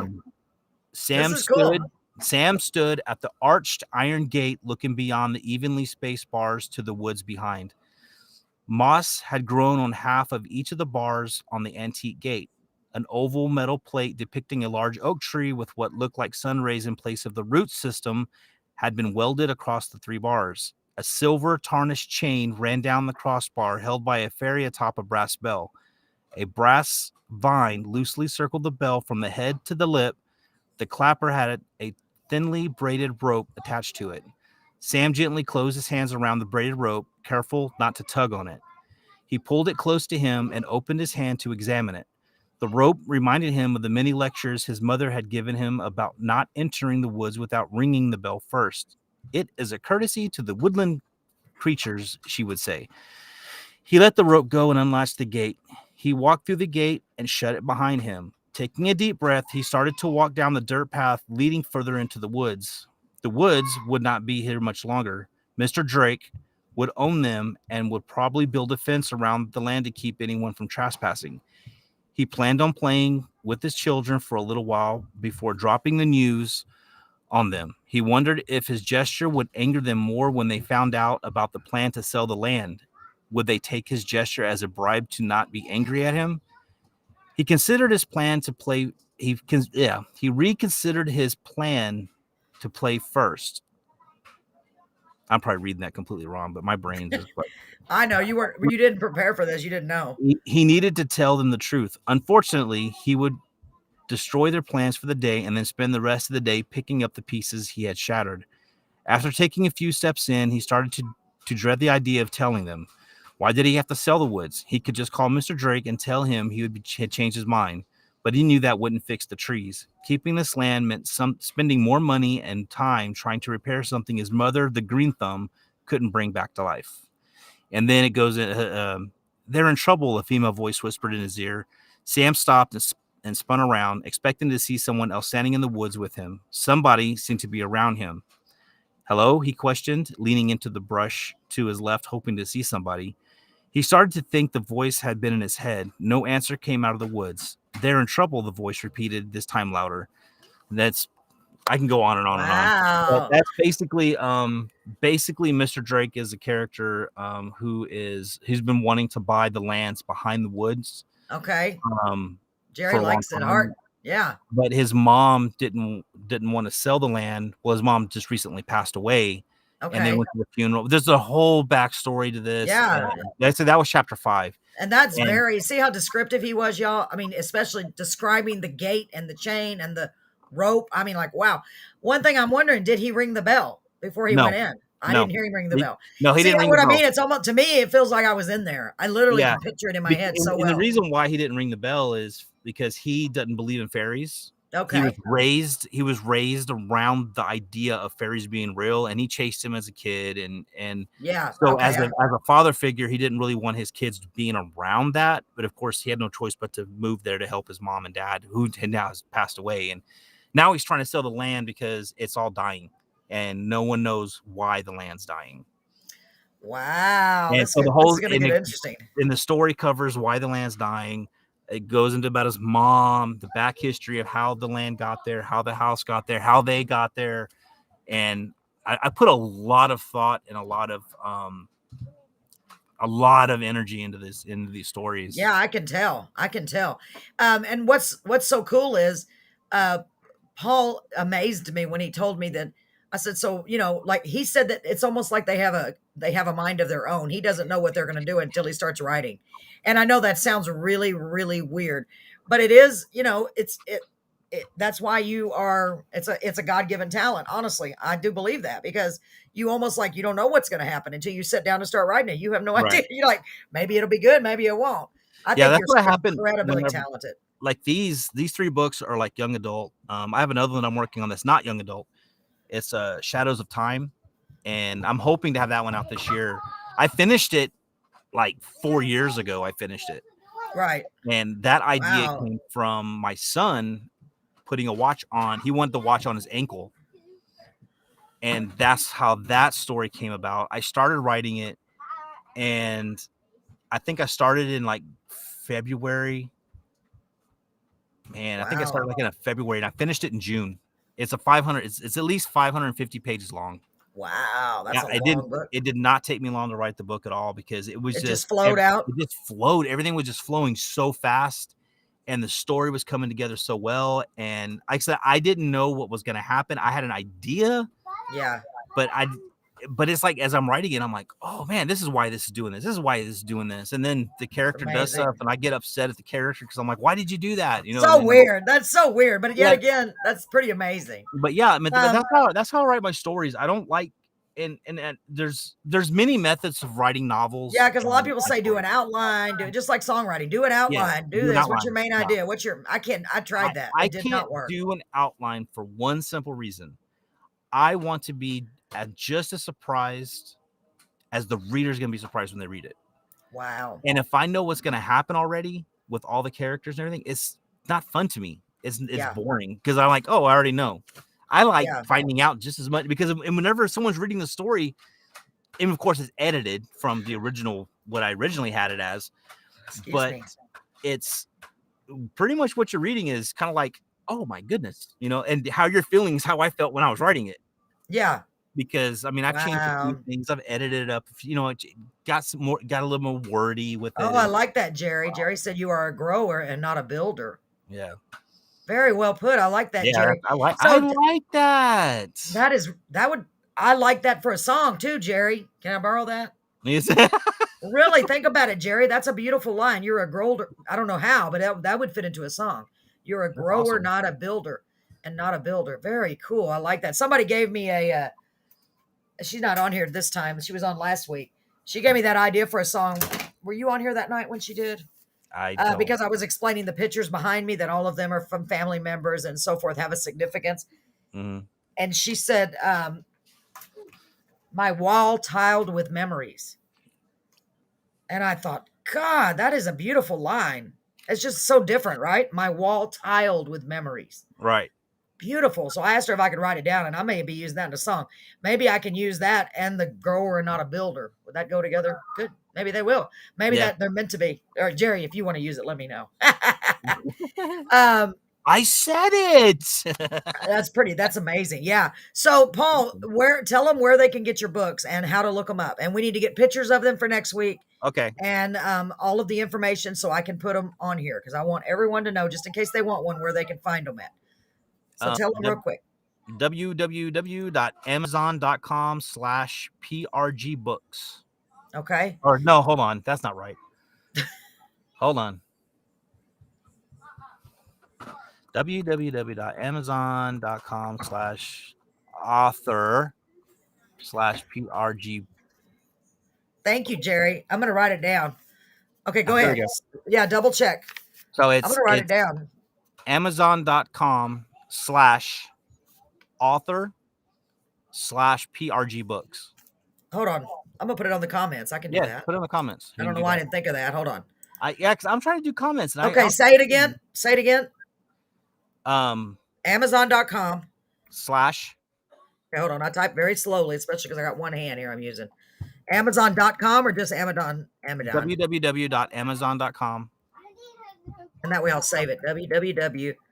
Hold on, let me see. I'm a hunting pecker. That sounds bad. I'm gonna see if I can put it on here and you can just copy it from this. Oh, you are so smart, Paul. Thank you. You're a genius. Why didn't we think of that before? There you go. Now, can you just paste that in there? Yeah, I did. I already did it. You did it.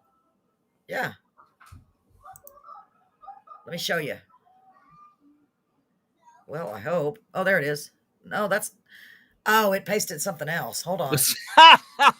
It pasted the restream because I had that in there. Okay, hold on. Let me find it again. Hold on. Yeah, see, you're learning how to do all this nifty stuff now. I'm trying. But yes, while she's trying to figure that out, I'll talk a little bit about the books and stuff. So on there, I have a few ebooks that actually aren't published in paperback. And a lot of these short stories that I did have been ideas that have been coming to me throughout the years. And I finally decided, hey, I'm going to sit there and I'm just going to write this. And one of them is Propeller Man. I love Propeller Man. I don't know why. I just love that story about two kids with imagination, and they're in a trailer park, and they one of the kids can actually imagine things into real life. Wow. And when they imagine things into real life, they actually can go fight things. When it starts, they're going to go fight some zombie scarecrows or something. Neat. But yeah, but there's a whole story behind. Oh, look at that. There it is. There it is. I found it. So you don't need your name on there? No, but PRG Books is my name. That's my publishing name. Oh, I did not know that. My publishing company is PRG Books. I thought you were posted as some man, Paul. You're fancy. Yeah. That's But pretty cool, Paul. Did you literally, we needed to have a whole show about this because I'm really interested. I know a lot of people out there would be too. A Yeah. lot of authors or writers. Did you have to literally pay to become an No. actual publishing company? Okay. Because I know with writing, you have okay, to I'm not technically do that. officially I a gotcha. publishing company. I'm not a certified publishing company, I gotcha. but I have this as my publishing company is PRG Books because I don't want to put it under my name. So I mean, technically it is under my name, PRG Books, but also I did it this way because my brother likes writing stories as well, and he needs a lot of work and a lot of help doing his story that he's doing. Yeah. And I told him, I'm like, hey, look, we can just do it, and I'll just publish it under my name, not under my name. It'll be under his name, but it'll be under the PRG Books, and I can actually put it on here for him. That's cool. And I can That's help really him, neat. and it can do like the editing and stuff. And I am not the best editor. I am not. There might be some mistakes in this. I don't know. But I'm gonna try to make it bigger real quick. You made yourself bigger. I made you littler. That didn't help that at all, did it? Sorry. You made me smaller. Now I can talk like you. Now you're sideways. You're long ways. There we go. Which is better? Oh no. That's pretty cool. Like I can literally touch you, but the other way. Yeah. Hold on. Like high five. I'm backwards. Other way. I can't. It's It's weird. It's backwards. Oh, it's so weird. Yeah. Let me see. We haven't messed with this in a long time. Let's see. That one didn't do anything. There's only two of us. Oh, where'd you go? I'm down there. Go. Look how little you are. We're just. I'm gonna get dizzy. I'm going around in circles. Okay, I'll put it back where it was. That's funny. And so, Go ahead. yeah, basically, this right here is something that I did. It didn't cost me any money to do. You can go to Amazon. You can publish stuff for free, but there is a ton of information that you have to learn as you do this. Right.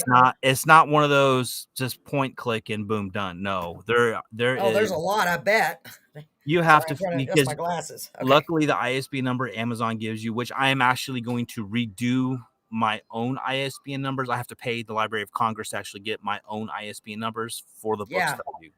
Wow. Amazon has a specific ISBN that only does for Amazon, but for books to be sold in a bookstore, the ISBN number has to be not Amazon.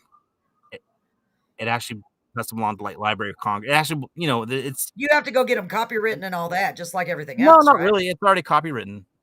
Oh, when you publish it with them, it's when you post it on there, it's copywritten. Copywritten. Yeah, it's Wow, pretty that's much cool. So done. they protect your rights. That's cool. Wow, And you're all learning. the rights are mine. So I got movie rights. All mine. Which brings me to that. I told Paul already.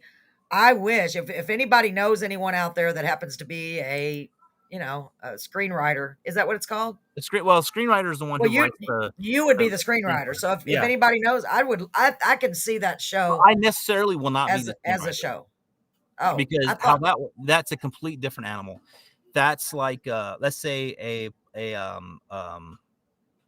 let's say a producer picks it up, right? And they're like, hey, I want to make this movie.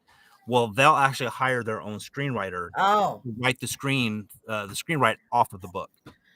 Oh, okay. That's why whenever you see movies and they're so different from the books, it's because they have a different screenwriter that takes it and does their own thing with it. Well, is it kind of like trying to, just as hard as it is to do a song, trying to get it to somebody? I guess so. Oh, yes. Yeah. It's probably, that's why I didn't go through a traditional publishing, because it'll probably be more professional as far as probably the writing. I don't know. I have no idea. But going through a traditional publisher, you have to deal with contracts. You have to deal with they go on tours. You have to go out and you have to promote your book. Yeah, you're on their schedule, right? And then if somebody buys one, they get a percentage of that as well. Right. Well, Amazon does too. I mean, that's I know that. It's worth everybody's it, got a piece of it.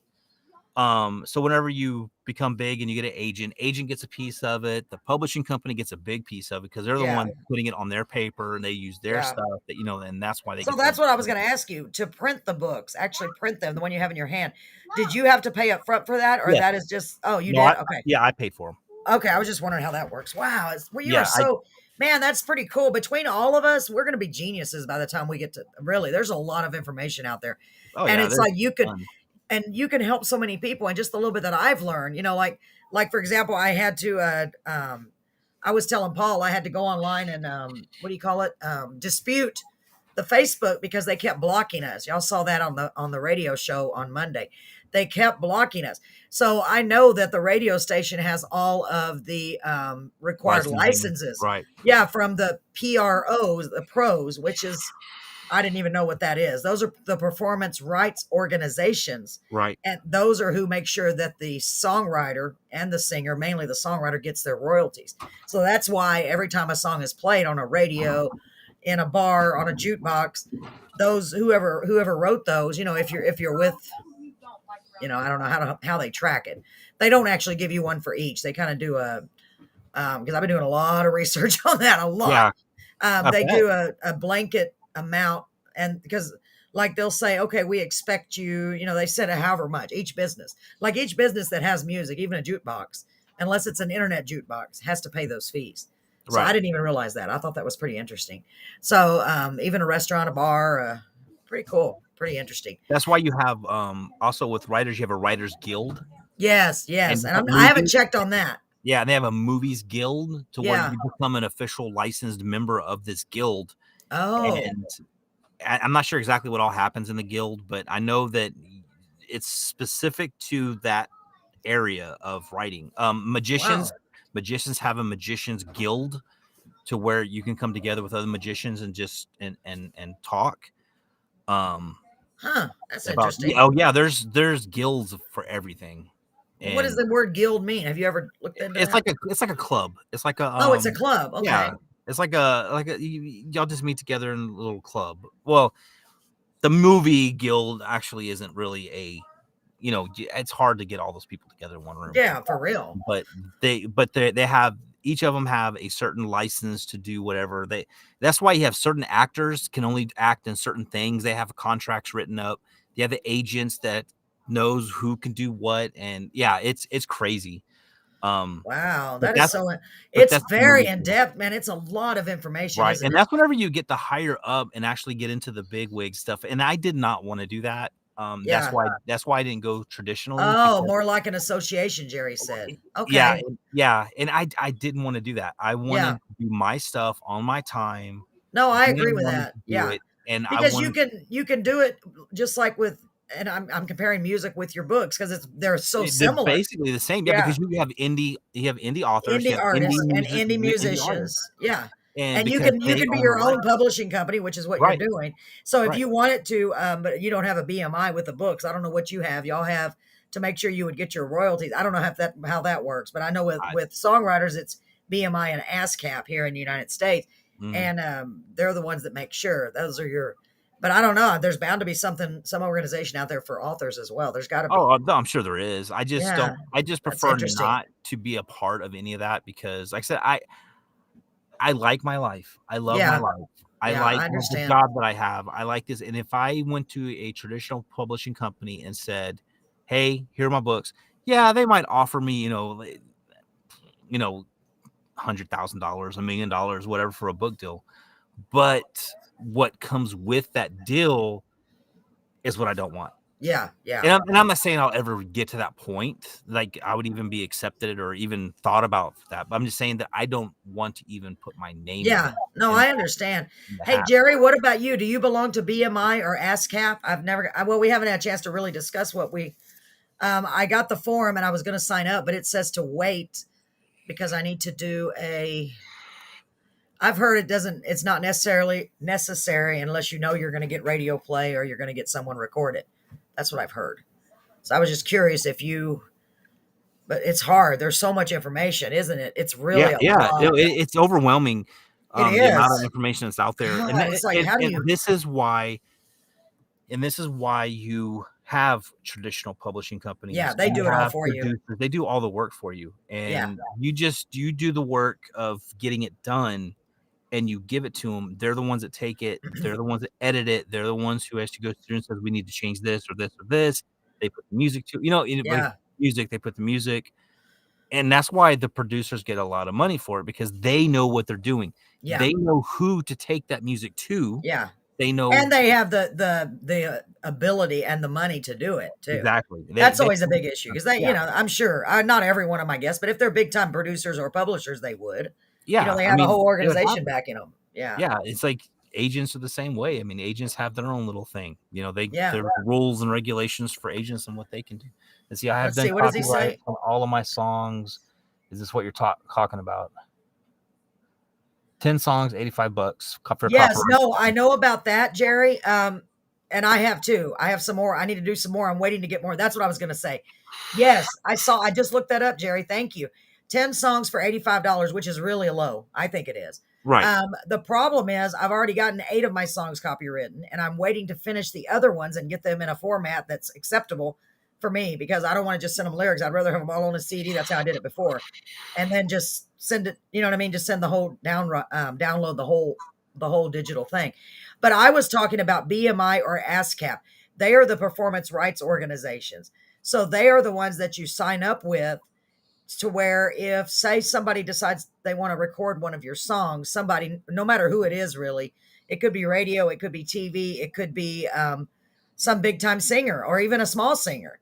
If they record your song and they play it on the radio or if they play it in concert or if they play it anywhere, every time they play that song, you get your little cut of the royalties.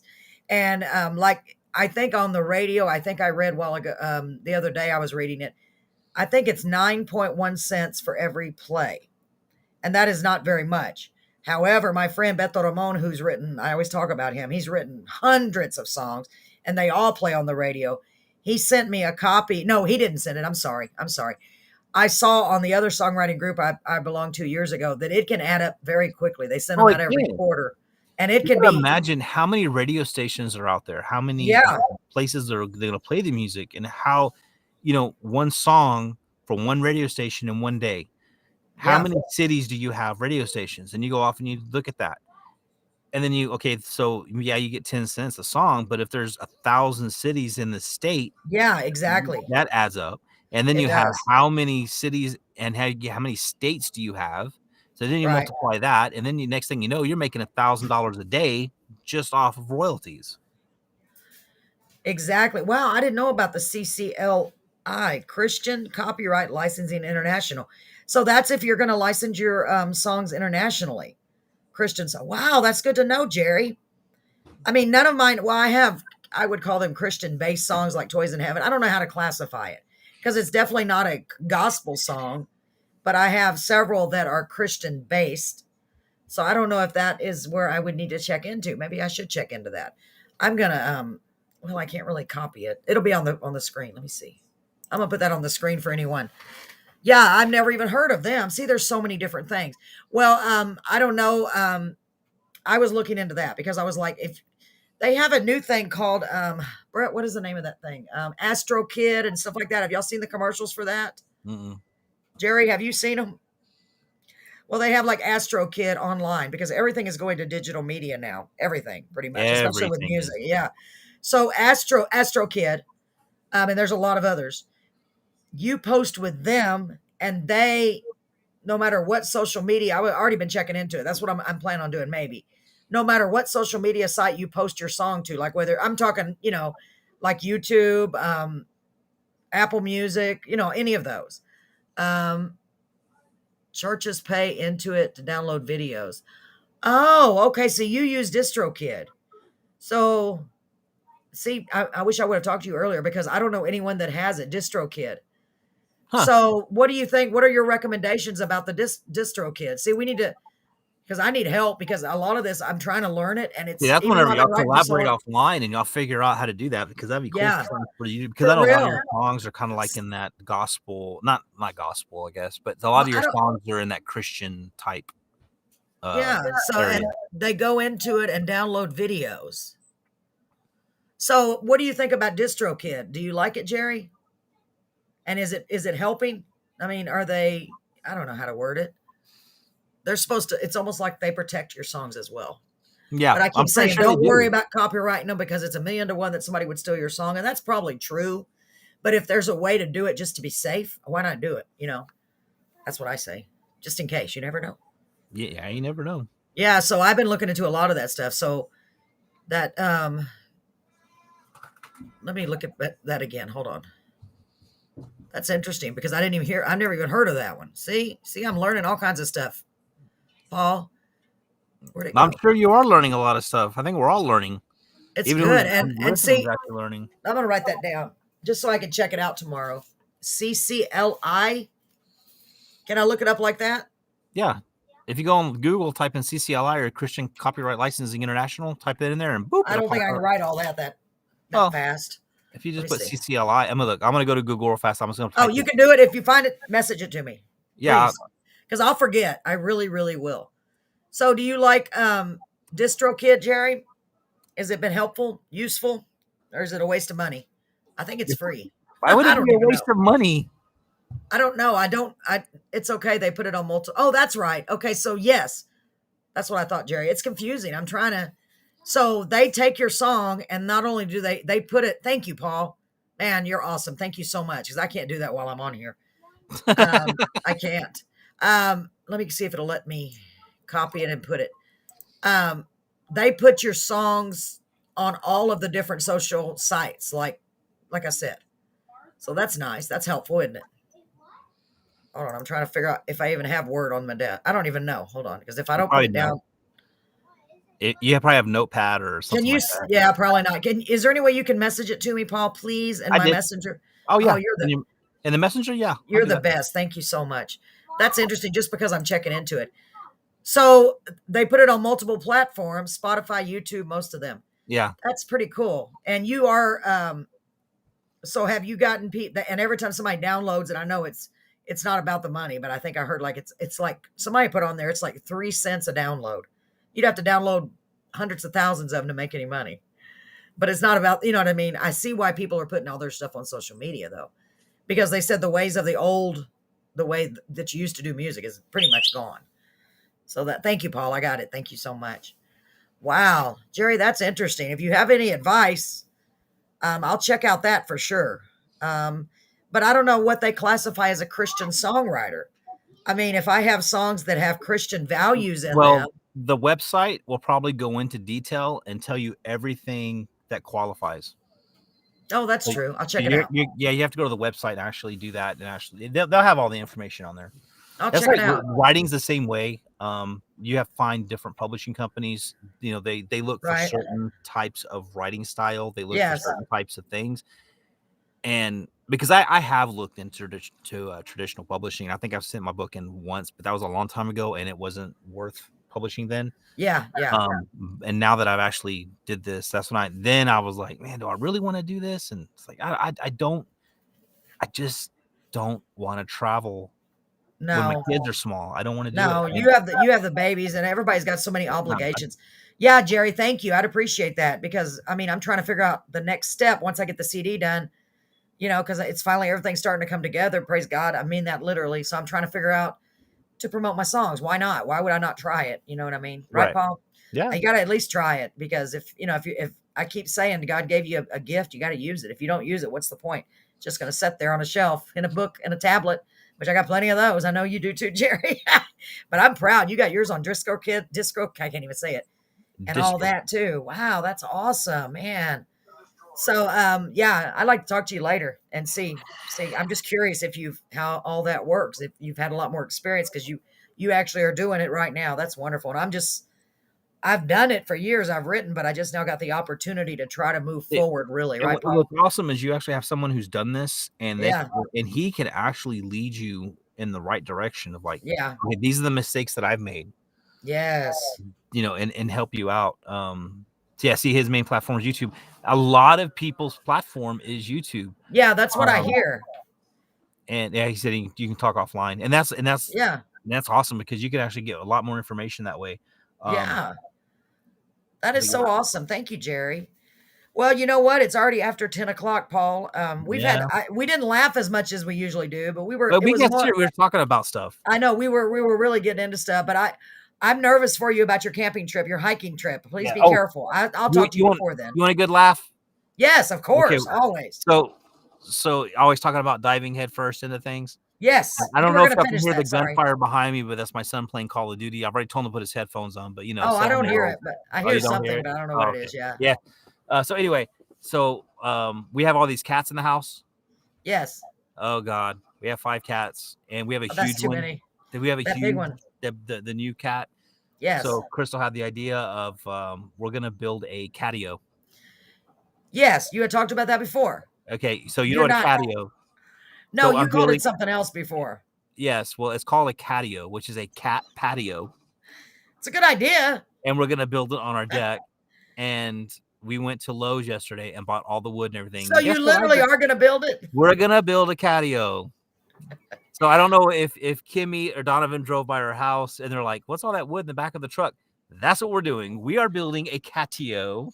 Oh my for a gosh. Okay, cat. so make sure you take pictures because Oh, you got to believe put this me, on. You got to put it on here. I will take pictures because, oh my Lord, I'm tired of these cats in the house and doing whatever. It's like they're gonna have the option. I'm gonna build a tunnel from our window to the That's so awesome. so they can go out of the window and into their little cage on the outside of the house. Yeah, but what is the tunnel going to, is it going to be wire?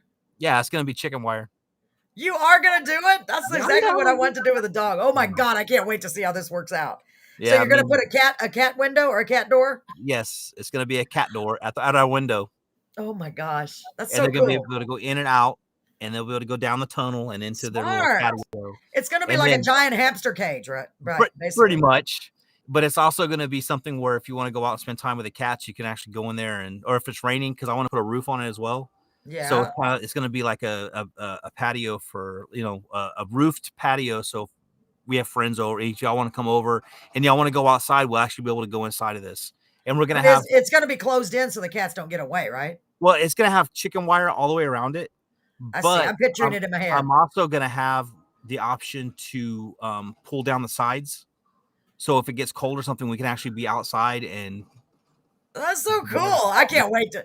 Y'all come up with some of the coolest ideas. I love it. I can't wait to see it. I'm always building stuff. I'm always doing something. I know. Well, you make sure and let me know how that turns out. I think. Oh, believe me, I'll take pictures. I already got all the wood on my deck right now, so I have to build. Yeah, but you might want to wait till it gets warmer. You're not going to have to cut a hole in the wall, right? Except for the cat door. No. The cat door, though. No, I'm putting a cat door in the window. I'm gonna go buy one. In the window. It's so smart. Okay. And I'm gonna just lift the window, pop it in there, and build something around it, and have a box. Oh, you're so smart. I can't wait to see this. I can picture it in my head. Yeah, where they go through the tunnel and then they come out into an open area. Yep. With their litter box and everything out there. Yeah. That's so smart. Wow. And you know what my son wanted to do? What? He's like, "Oh, Dad, you're going to build a tunnel from the window all the way over here. Now we can build a tunnel under the porch. So if one cat goes this way, the other cat can go the other way." He wants tunnel systems all over this place. The house that goes to the house. Like, we're not going to build a tunnel system. The cats would love that. The cats would love it, but that would be cool. I wouldn't, because my morbid brain did. What? But if you have these tunnels under the deck and one of the cats dies in the tunnel, then you have to go underneath and dig the cat out of the tunnel. Oh my God. That's morbid, but it is an actual. That's what I said. It's a morbid thought, but it's but that's how my brain works. I'm like, wow. I don't have to get under my porch and try to pull a dead cat out from a tunnel. But I mean, I know it's very morbid, but it's the thought that something like that my brain goes into every single option, and that open all these doors up, and it's like, you don't want to be in my brain. I think it's really cool that you are doing that. I think it's really cool because the cats need it. I always tell that. I wish my daughter had something like that because she don't have the cat. She's got one cat now. But I used to tell her, man, these poor cats, they need to be able to go outside. They're going stir crazy. Yeah, that big cat of ours, he's at our at the door. I'm like, oh my Lord, okay, just I have the wood. I'm gonna build it for you. Yeah. That'll be good. And plus you can get the litter box out of the house. That's always nice. Time for bed, guys. Oh, yeah. He's on the East Coast, so it's 11 o'clock for him. I think everybody's already off of here. Well, ladies and gentlemen, I'm so glad y'all joined us tonight. I know. Let me see who commented. No. Time for bed, guys. I am on East Coast time. I am going to bed thinking about digging out cats. No. It's true. It's true, Jerry. So let's maybe message tomorrow. I got to go to the studio around 2, so wish me luck, guys. Jerry, thanks so much for joining us. Paul, thank you. Love you as always. I really do. And Jerry, thanks for the information. I really honestly appreciate it.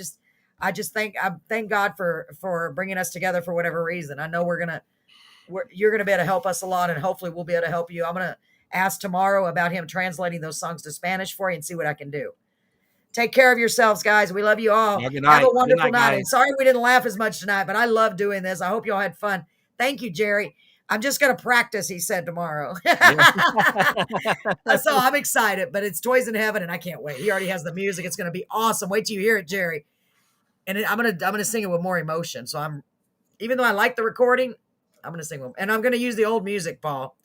He is redoing the old music. That's awesome. He picked it up like that. He put it on his big giant keyboard. And I was like, oh my God. He listened to it like twice and he knew how to play it. I was like, oh my God. It's amazing, right? Yep. All right. Well, Paul, thank you so much. Jerry, thank you so much. And I'll see you. I forgot to say, we're going to be at 5:34 Club on Friday. Try to come out. It's going to be fun. And then VFW on Saturday. I forgot to tell everybody. So try to make it out to one of those or both of those. I hope we don't freeze. Yes. Okay, guys. I love you all. Have a great night. All right, Thank good you. night. Good night, everybody. Oh, and tell Crystal just holler at me when she has them. Okay. She said no big rush, but whenever. At least those first two. That's the main thing I'm worried about. All right, hun. Take care. All righty. Okay. Bye-bye. Bye.